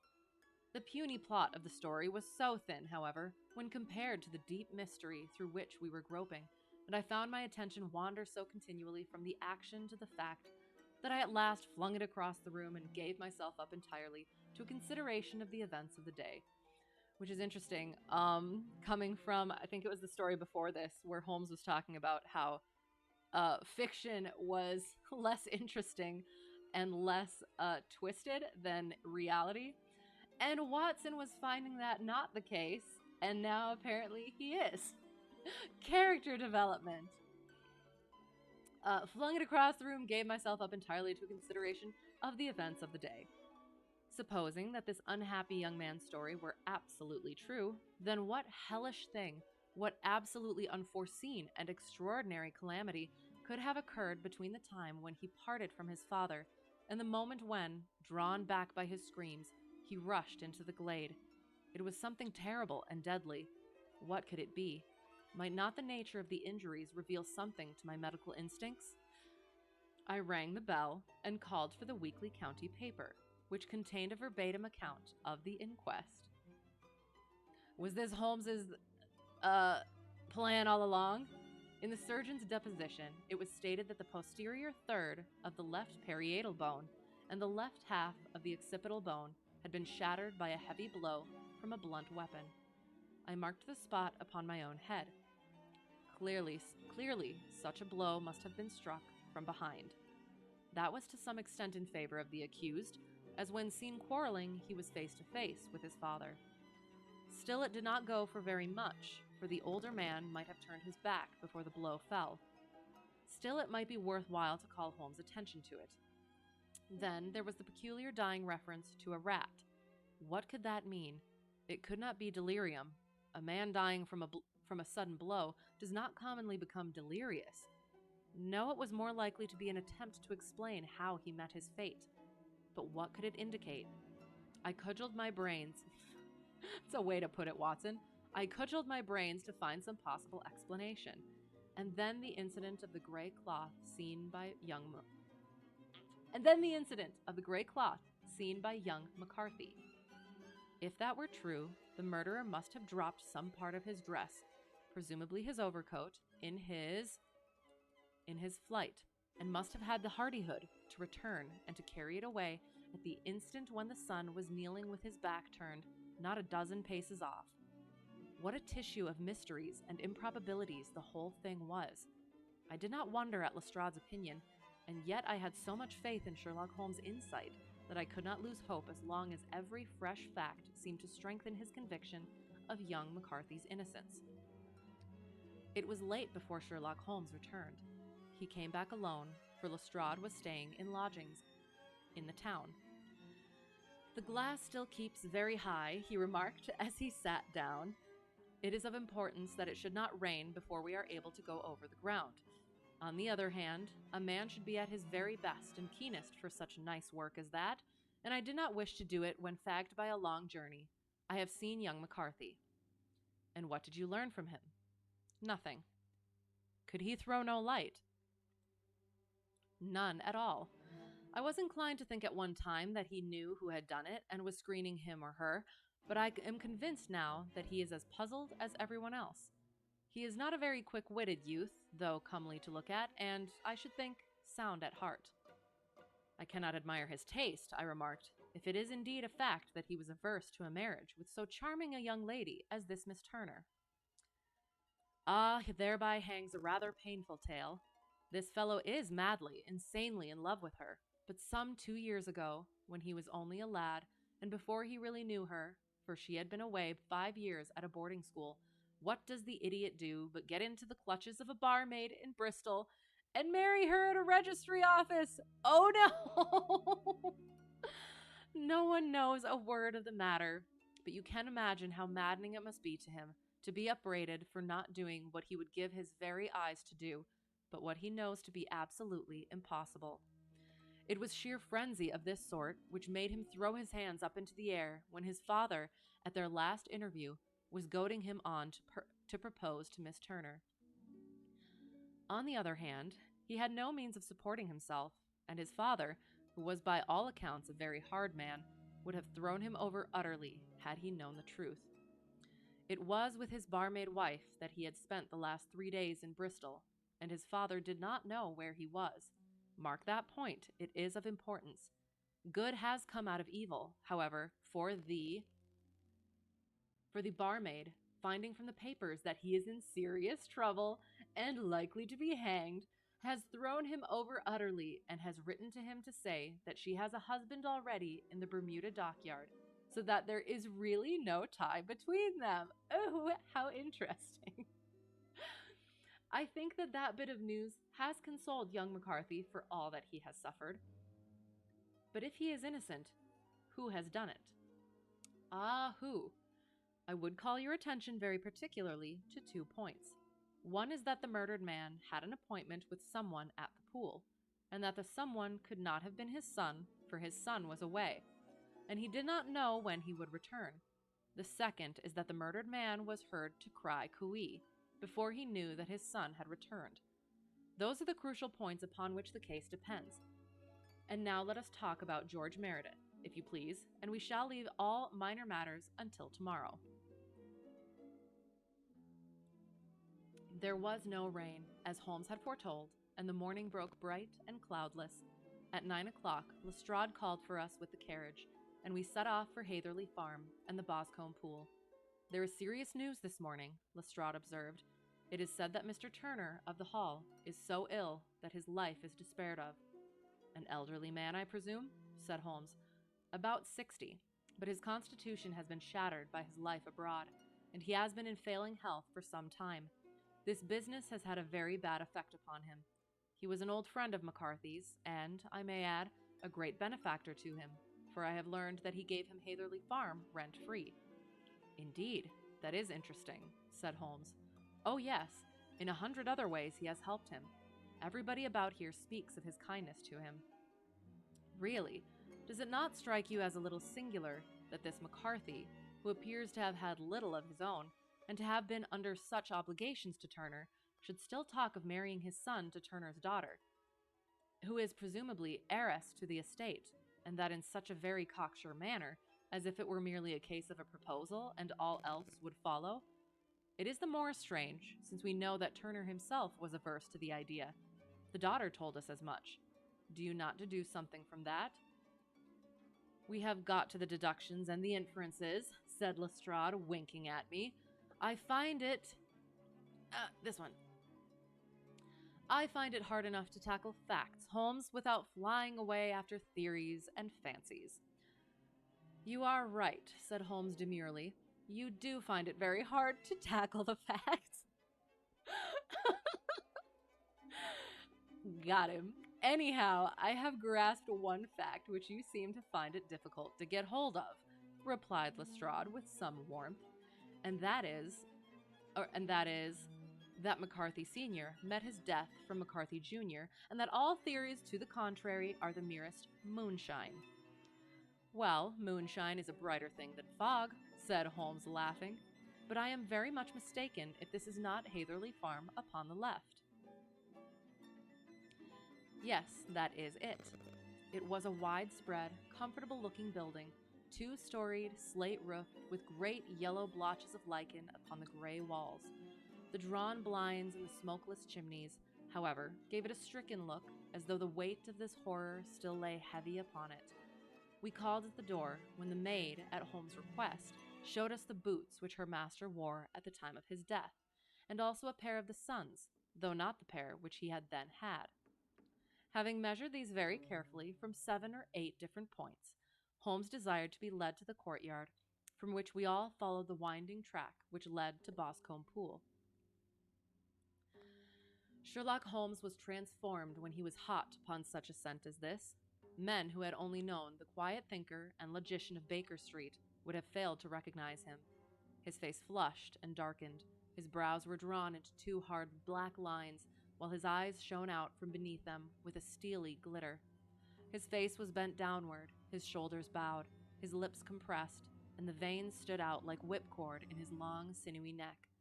His nostrils seemed to dilate with a purely animal lust for the chase, and his mind was so absolutely concentrated upon the matter before him that a question or remark fell unheeded upon his ears, or, at the most, only provoked a quick, impatient snarl in reply. Swiftly and silently he made his way along the track, which ran through the meadows and so by way of the woods to the Boscombe Pool.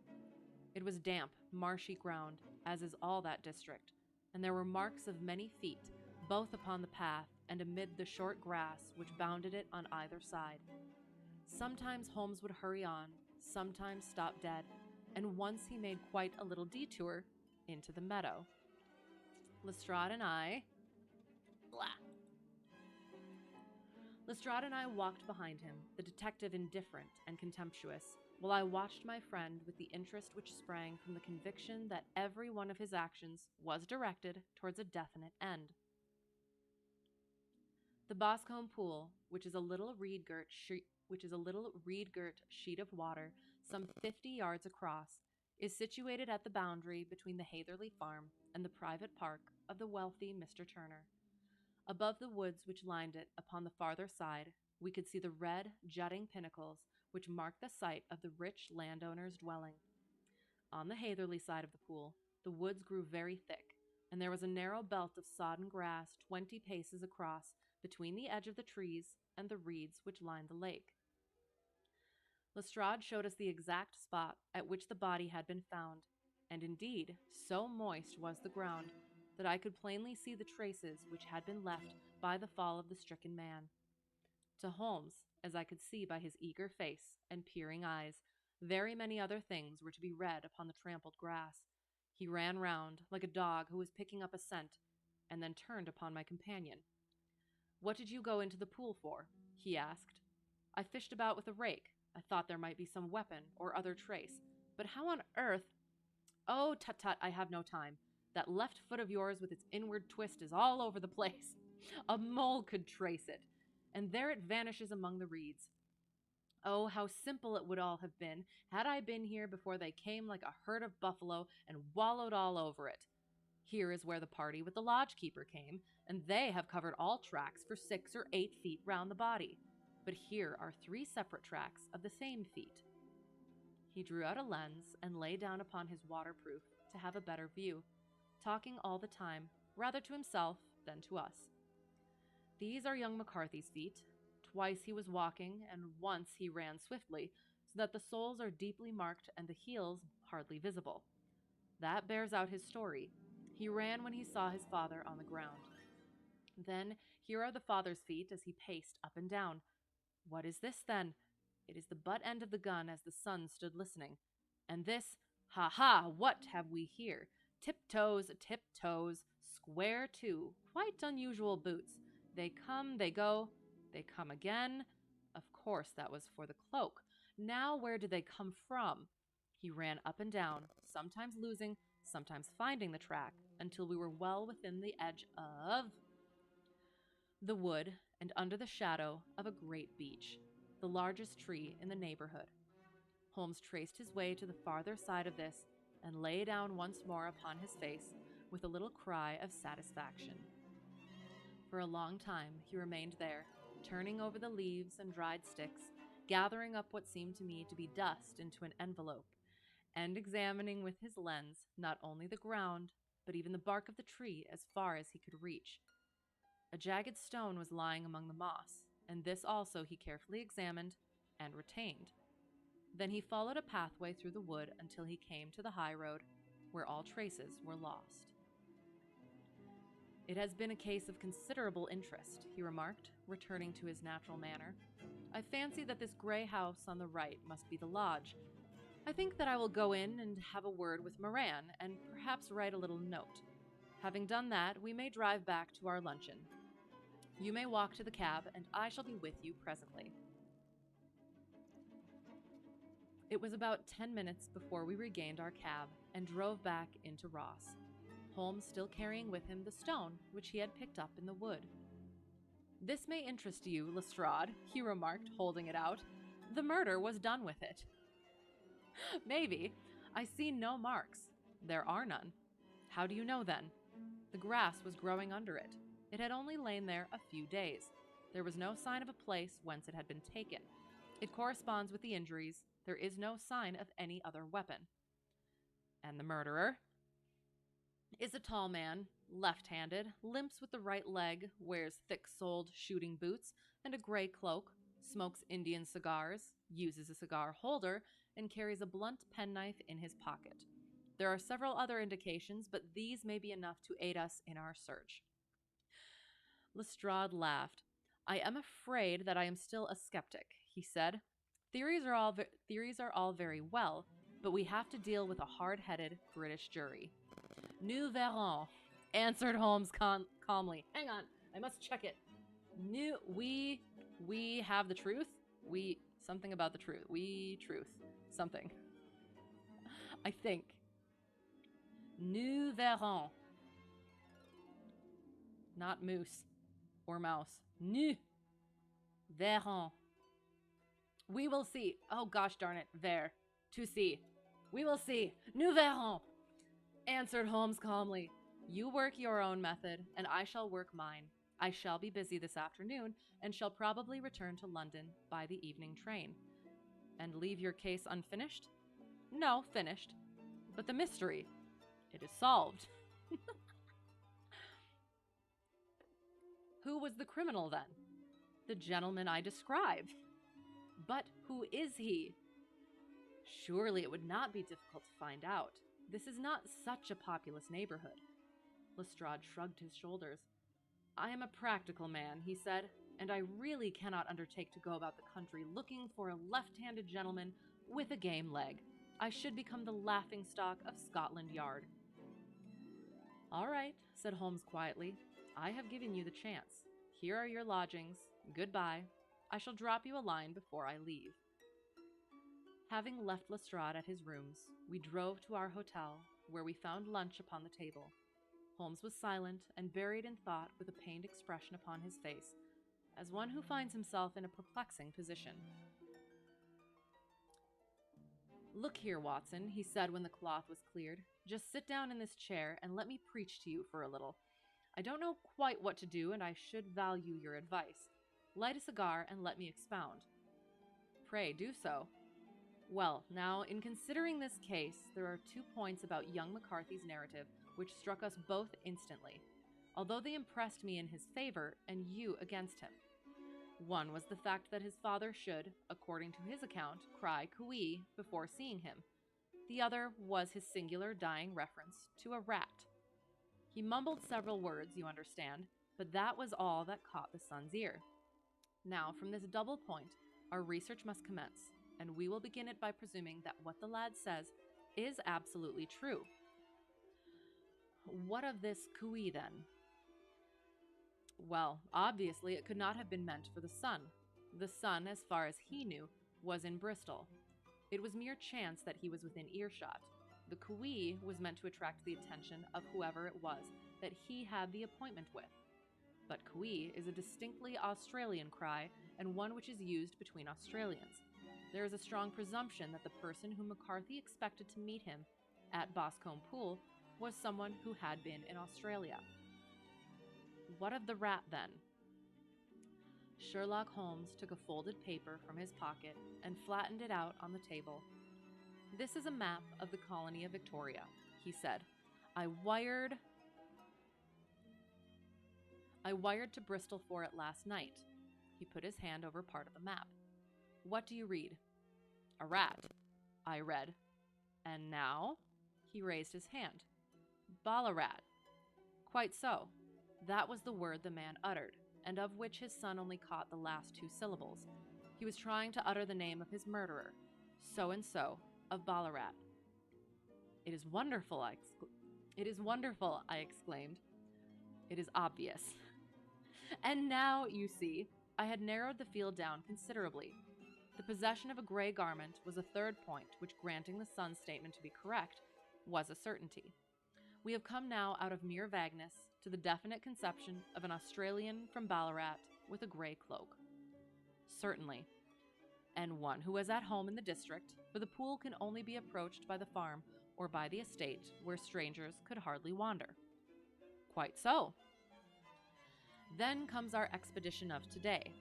By an examination of the ground, I gained the trifling details which I gave to that imbecile Lestrade as to the personality of the criminal." "But how did you gain them?" "You know my method. It is founded upon the observation of trifles. His height, I know that you might roughly judge from the length of his stride. His boots, too, might be told from their traces. Yes, they were peculiar boots. But his lameness, the impression of his right foot was always less distinct than his left. He put less weight upon it. Why? Because he limped. He was lame. But his left-handedness. You were yourself struck by the nature of the injury as recorded by the surgeon at the inquest. The blow was struck from immediately behind, and yet was upon the left side. Now, how can that be unless it were by a left-handed man? He had stood behind that tree during the interview between the father and son. He had even smoked there. I found the ash of a cigar, which my special knowledge of tobacco ashes enables me to pronounce as an Indian cigar. I have, as you know, devoted some attention to this, and written a little monograph on the ashes of 140 different varieties of pipe, cigar, and cigarette tobacco.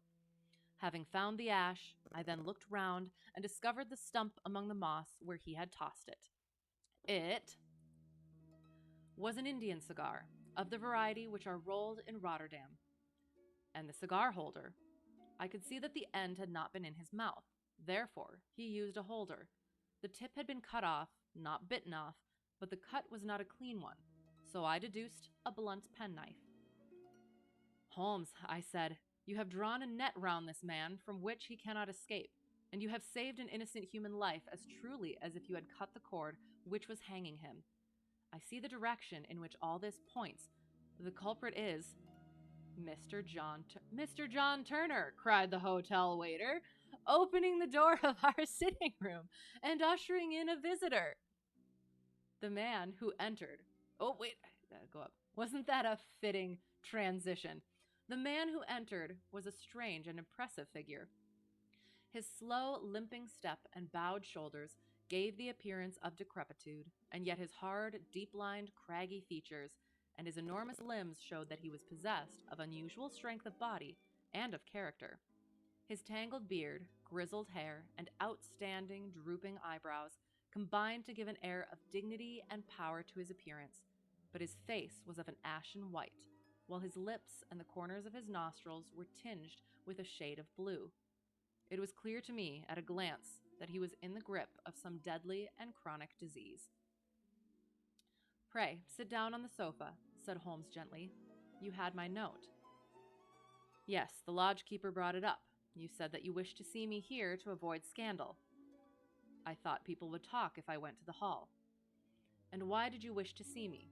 He looked across at my companion with despair in his weary eyes, as though his question was already answered. "Yes," said Holmes, answering the look rather than the words. "It is so. I know all about McCarthy." The old man sank his face in his hands. "God help me," he cried, "but I would not have let the young man come to harm. I give you my word that I would have spoken out if it went against him at the assizes? "I am glad to hear you say so," said Holmes gravely. "I would have spoken now had it not been for my dear girl. It would break her heart. It will break her heart when she hears that I am arrested." "It may not come to that," said Holmes. "What?" "I am no official agent.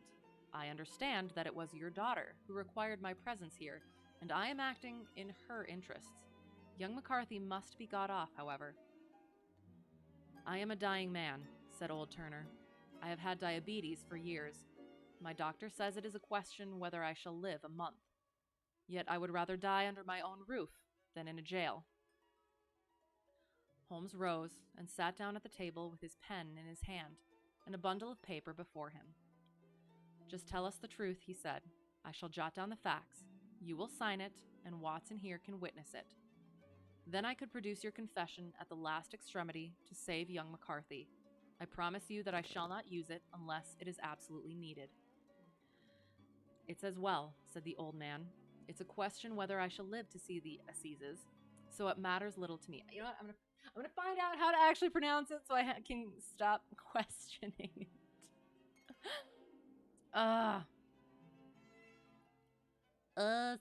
Oops, not Sykes's. Seizes. Pronouns. Assizes.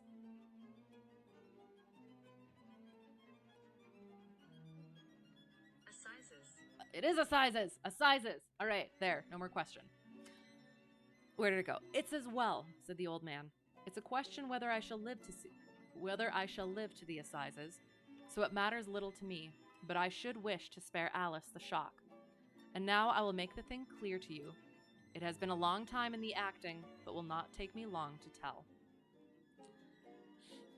You didn't know this dead man, McCarthy. He was a devil incarnate, I tell you that. God keep you out of the clutches of such a man as he. His grip has been upon me these 20 years, and he has blasted my life. I'll tell you first how I came to be in his power." Well, that took a turn in one paragraph. It was in the early 60s at the diggings. Didn't need the second apostrophe. "I was a young chap then, hot-blooded and reckless, ready to turn my hand at anything. I got among bad companions, took to drink, had no luck with my claim, took to the bush, and in a word, became what you would call over here a highway robber. There were 6 of us, and we had a wild, free life of it, sticking up a station from time to time, or stopping the wagons on the road to the diggings. Black Jack of Ballarat was the name I went under, and our party is still remembered in the colony as the Ballarat Gang.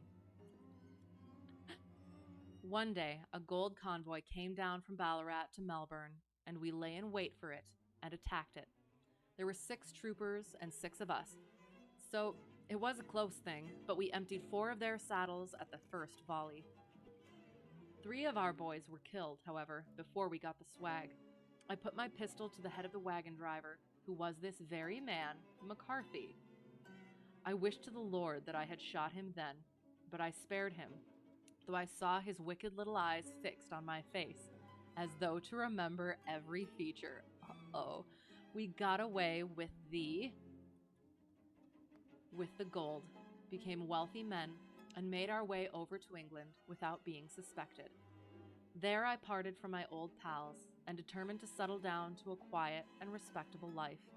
I bought this estate, which chanced to be in the market, and I set myself to do a little good with my money to make up for the way in which I had earned it. I married too, and though my wife died young, she left me my dear little Alice. Even when she was just a baby, her wee hand seemed to lead me down the right path, as nothing else had ever done. In a word, I turned over a new leaf and did my best to make up for the past. All was going well when McCarthy laid his grip upon me.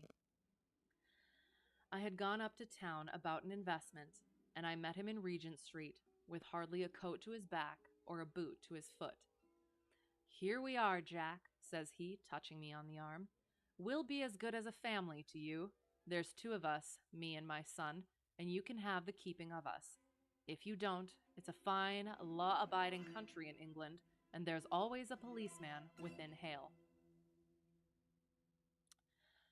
Well, down they came to the West Country. There was no shaking them off, and there they have lived, rent-free on my best land ever since. There was no rest for me, no peace, no forgetfulness.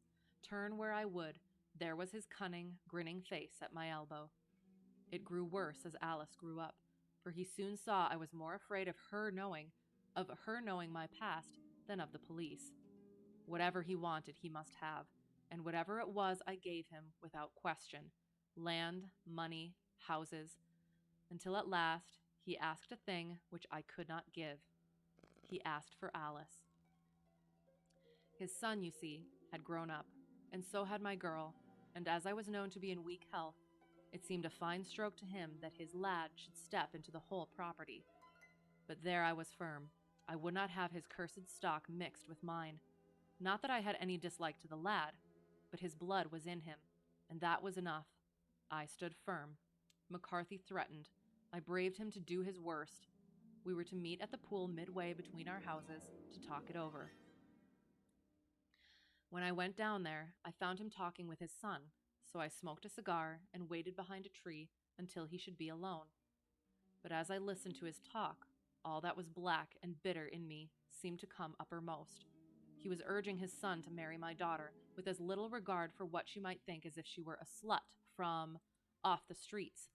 It drove me mad to think that I and all that I held most dear should be in the power of such a man as this. Could I not snap the bond? I was already a dying and desperate man. Though clear of mind and fairly strong of limb, I knew that my own fate was sealed. But my memory and my girl, both could be saved if I could but silence that foul tongue. I did it, Mr. Holmes. I would do it again. Deeply as I have sinned, I have led a life of martyrdom to atone for it.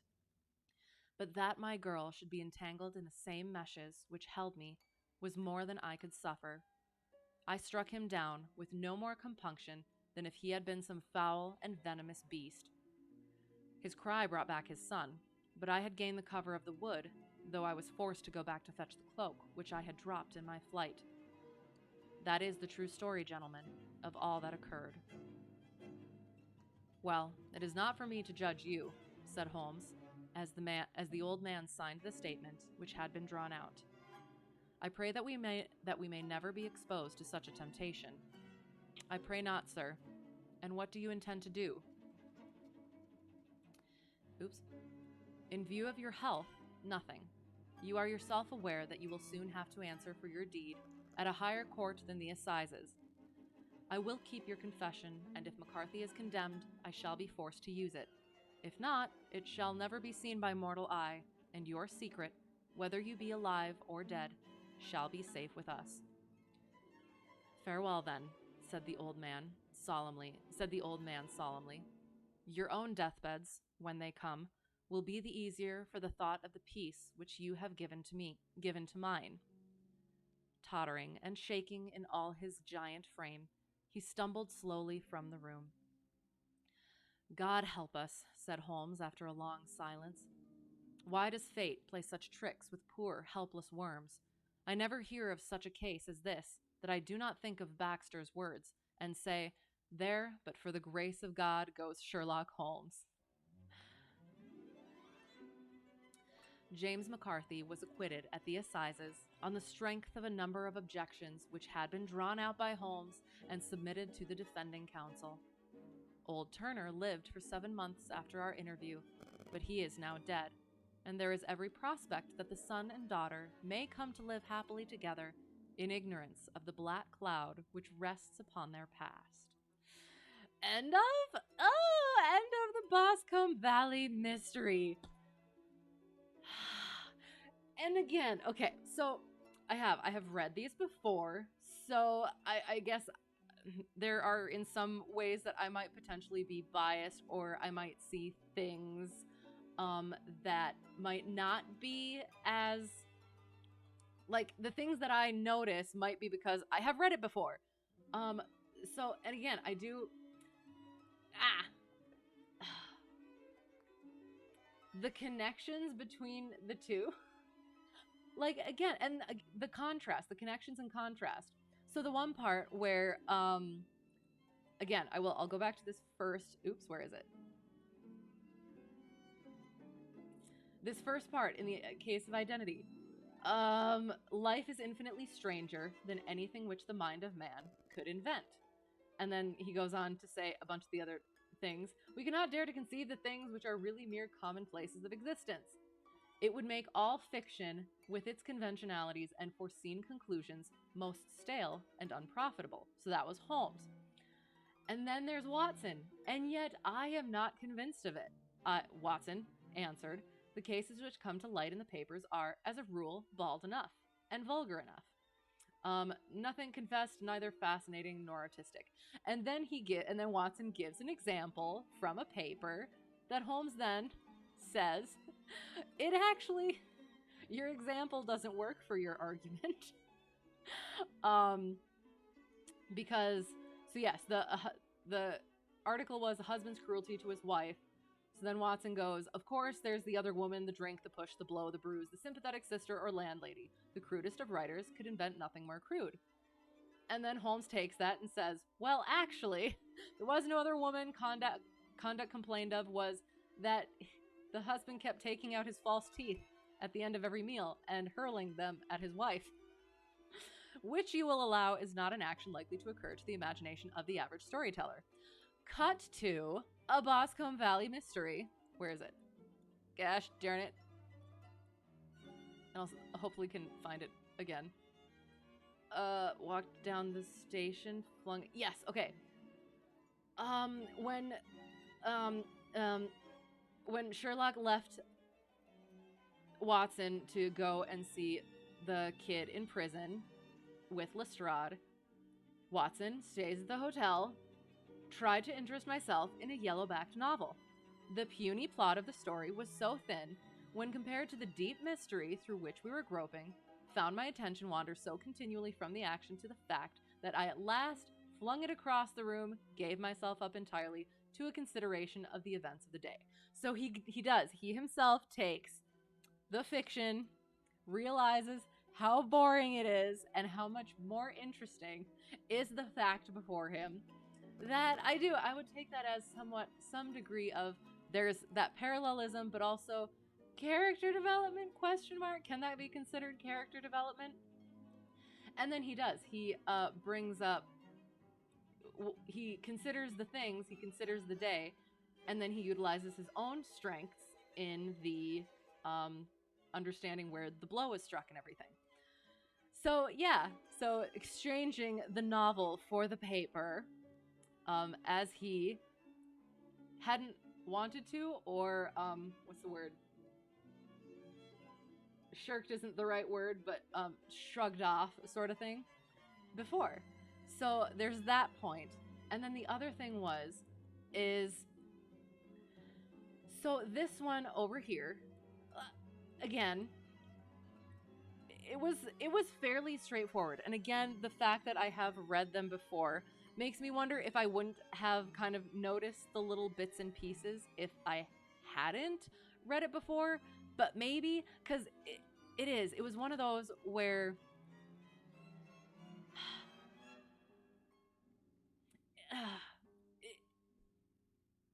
again, could be biased, but it seemed so obvious from the outset that it was fake. Just like again, case of identity. It wasn't the dude was not the person that he said that he was. And again, you look at, I think, where was it? Hang on. Where Sherlock said, it was obvious from the first that this Mr. Hosmer Angel must have some strong object for his curious conduct. And it was equally clear that the only man who really profited by the incident, as far as we could see, was the stepfather. And then the fact that the two men were never together, one always appeared, was suggestive, and then all of the little things that she said with the changing of the voice and the wearing of the glasses and stuff like that. It was very like identity keeping. So obviously she knows him. But so who then is it? Obviously, again, yeah, the person who benefits most from it or who could profit from it. So there was that one, which was very obvious or seemed very potentially obvious. And then you go to this one and it's completely different. And which is interesting too, because in somewhere in here, I can't remember where it was, Holmes says that the greater the crime, he says it quite a bit, but the greater the crime, the more obvious the motive, I believe. But here, in these two, it seems that the smaller the crime, I would say her issue, Mary Sutherland's issue, was the smaller crime of the murder. Hers was obvious, whereas this one was not. At least I would think so.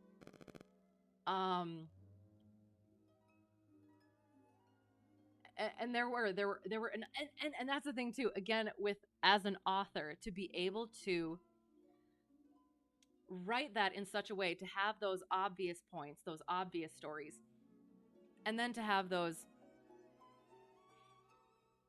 I would say, incredibly obscure, because there was even a point, I'm pretty sure it was in this one, where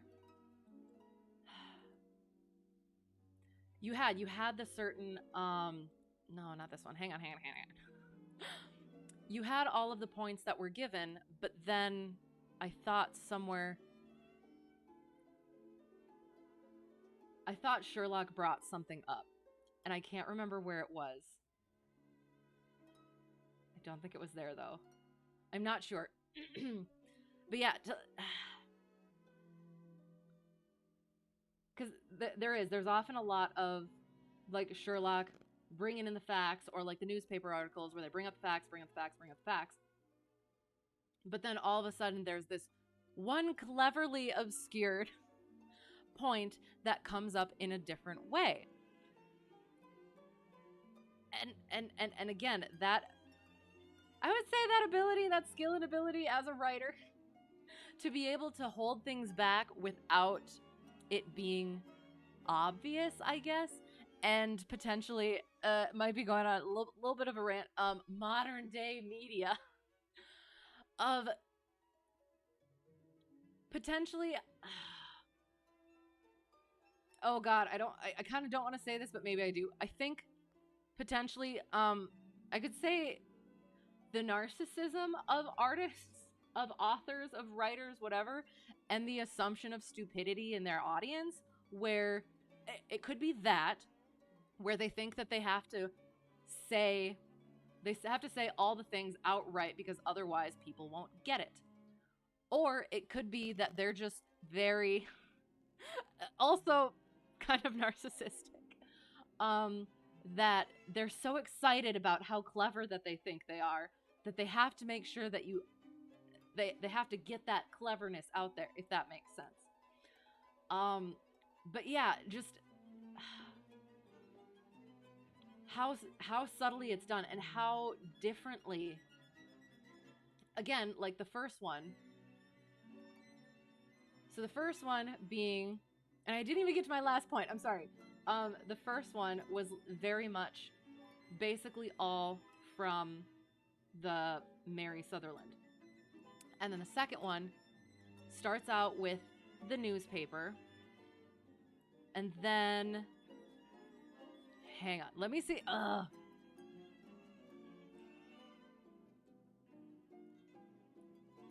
Wait, hang on.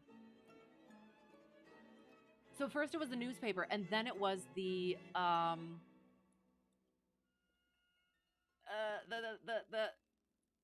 thing with the coroner. So that way of presenting facts. And then you throw in there what's her face presenting facts, Miss Turner presenting facts. Like, oh, it's just like the variety with which the stories can be told. So like we've done weird murders before. We've done the affairs of the heart before, but it is always done differently. There is always something new. And then what was my final point? The connections between the two, sort of thing. Yeah, so this one where the guy gets away with it. He doesn't even get snapped with the riding whip, unfortunately. And the lady is going to just have to deal with the situation for what, at least 10 years is what he thinks. And it just kind of like, that really sucks, kind of. Like, again, the no justice to it, except eventually when, the cold-blooded scoundrel will rise from crime to crime until he does something very bad and ends on a gallows. Looking forward to that day. Ha! So, however, but then there is this one where it starts out, again, seemingly so obvious, but obviously it's not obvious because obviously. And then all of the different pieces, all of the weird pieces that you can't really guess at because you don't have all of the information yet. And then you do. It's like, oh, this poor murdered guy and his son and stuff. And then all of a sudden, getting to this,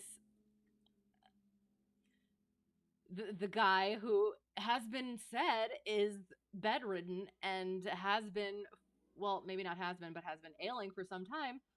My God, he is the murderer. So how and why? And then, oh, well, he's a terrible, terrible person, but he's dying, so sad or whatever. But then, oh no, the guy that I killed was actually a horrible person? Wait, what? Like, oh, just like having all of those things go from, like, yeah, again, so the contrast from the one that is somewhat obvious, straightforward, whatever, and ends somewhat to this one, which is obvious, straightforward, but not quite, and gets twistier, and then more so, and then it ends with justice, question mark? Like, but justice was doled out depending on one's definition, I guess, or one's morality. The devil incarnate was murdered by the guy who was suffering for it, and then the two innocents who either of them could have been screwed over, the daughter and the son. Either of them could have been screwed over, one by getting potentially hanged, the other by learning that her father was the murderer. But it doesn't happen that way. Everybody's happy. if we can say that, I mean, McCarthy maybe is not McCarthy. Sorry, yes, McCarthy. The elder McCarthy was potentially probably not happy in the end. But apparently that's okay because he was a terrible person. Yeah, and then, and I guess it does say there is every prospect that the son and daughter may come to live happily together, in ignorance of the black cloud which rests upon their past. So, potentially not, potentially. Oh, yeah, and then just like the little bit, all the different details where, oh, the guy not accidentally, but he married a barmaid, so can't marry somebody else. Which, honestly, apparently happened a lot in older stories like this. I don't want to give an example because it actually, I think, ruins the book. So I won't. But yeah, that seems to be one of the, I don't want to say trope, but one of, it's kind of maybe that something, there is something keeping two people apart and you don't know why and why they're being so, what's the word?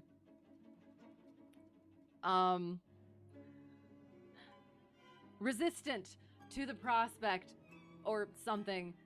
And it's because somebody's already married. Whoops, how did that happen? So yeah, so this I do. I really enjoy reading these just because reading them all together, not just like knowing the certain like the certain ones and the certain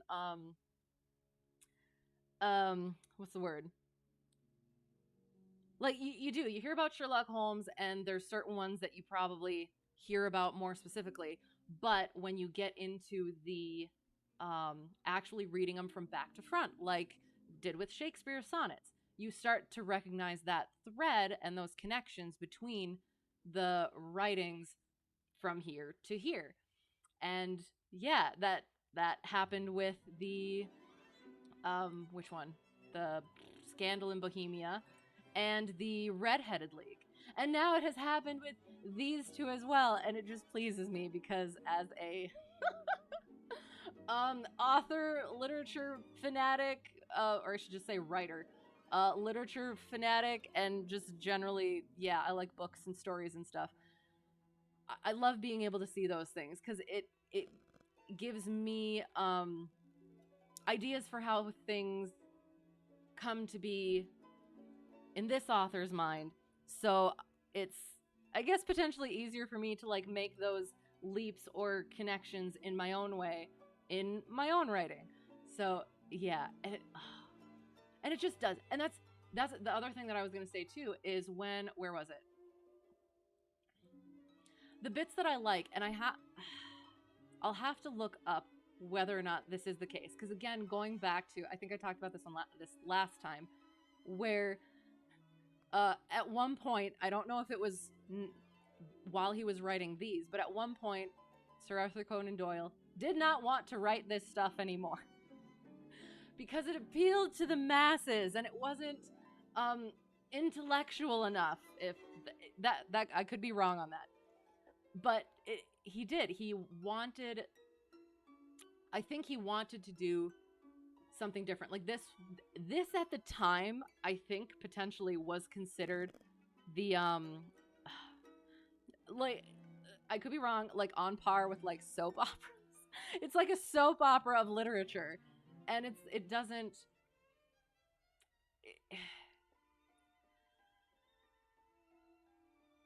Which is interesting that this is now what's considered literature compared to what we have today. Again, rant about modern day media and literature. But what he did though is, I love it when he brings out the stuff. I'm not sure if he did on the other one. Hang on. But especially the fact is, no, there was another one. Hang on. Maybe it was just this one. But yeah, when he brings in those philosophical, philosophical points. And then, like, well, and now I'm actually, why did he put that part in here? So again, we have the fact is stranger than fiction point over here. But where, I'm not sure that really comes into this story at all.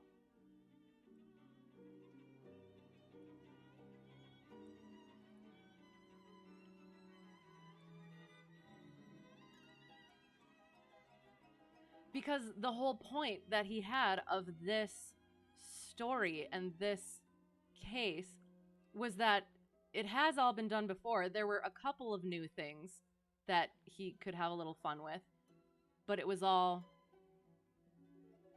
been done. When it really comes into is the next story. Okay, so again, this is why I love reading these in order, because whether that was intentional or not, I almost feel like it was. Because then it is. I will have to look to make sure that these were all like written together and then put together and then put out as one, and not just like one put into a magazine and then the next one put into a magazine. But I would say, what's the word? Oh my god, I can't think. Intentional. That intentional connection where it gives you that little inkling over here, but it only brings that to bear over here in this other story that it had potentially nothing to do with. Yeah.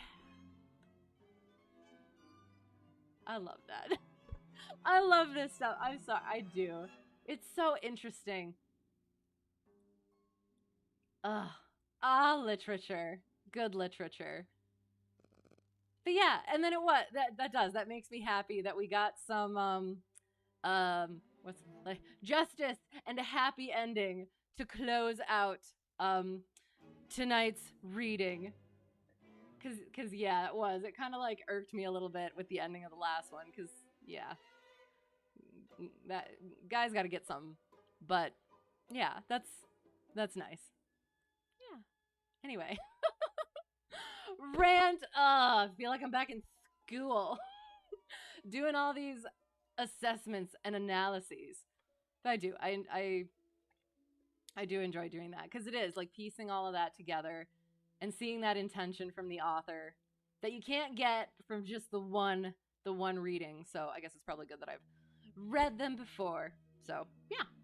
Anyway, we shall I will. I'll go over the things.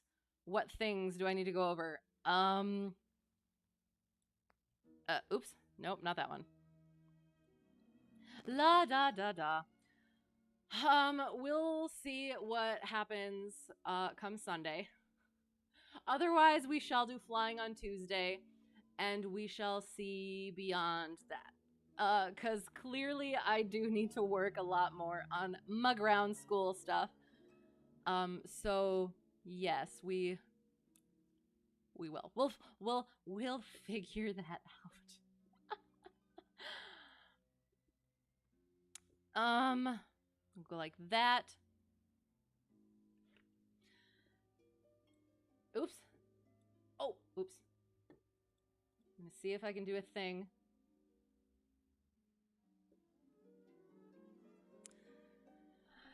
Thank you for being here. It was great and much needed. I am glad. I hope so. Yay. I hope so.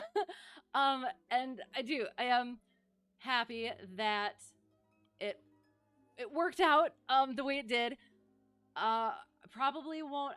I kind of like being a little bit earlier. However, it probably won't be as early next times, but we will. We'll figure out the timing and stuff.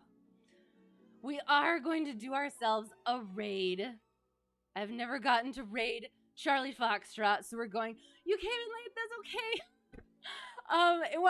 It was a couple of good stories. Hello, how's it going? I had to get it in early so that we can bop it over to Charlie Foxtrot and watch the what's it called? The Roads Less Traveled new one. So that's where we're heading next. And yes, but again, hopefully I do need to starting earlier, so maybe that'll help a little bit. Thanks for being here for however short a time. They were good stories though, particularly the second one. So yes, if you're interested, the VOD will be up. Otherwise, the books are free too. If you don't want to listen to my grating voice and analysis. But yes, again, to whoever got lost and found their way here or found their way back, thanks for being here and putting up with me and allowing me to share this stuff with you, and hopefully you enjoying it as well. So yeah, I really appreciate it. If I forgot anything, brain is less mush than usual, but probably still a little bit. And yeah, and we'll figure out how things go from here. So yeah, hope to see you again soon. Until then, I think that is it. So yes, we're over to Charlie Foxtrot now. It's gonna be fun. The history, the geography, the planes. So stick around, have a good time. And yeah, I think that's it. So thank you again so much for being here. And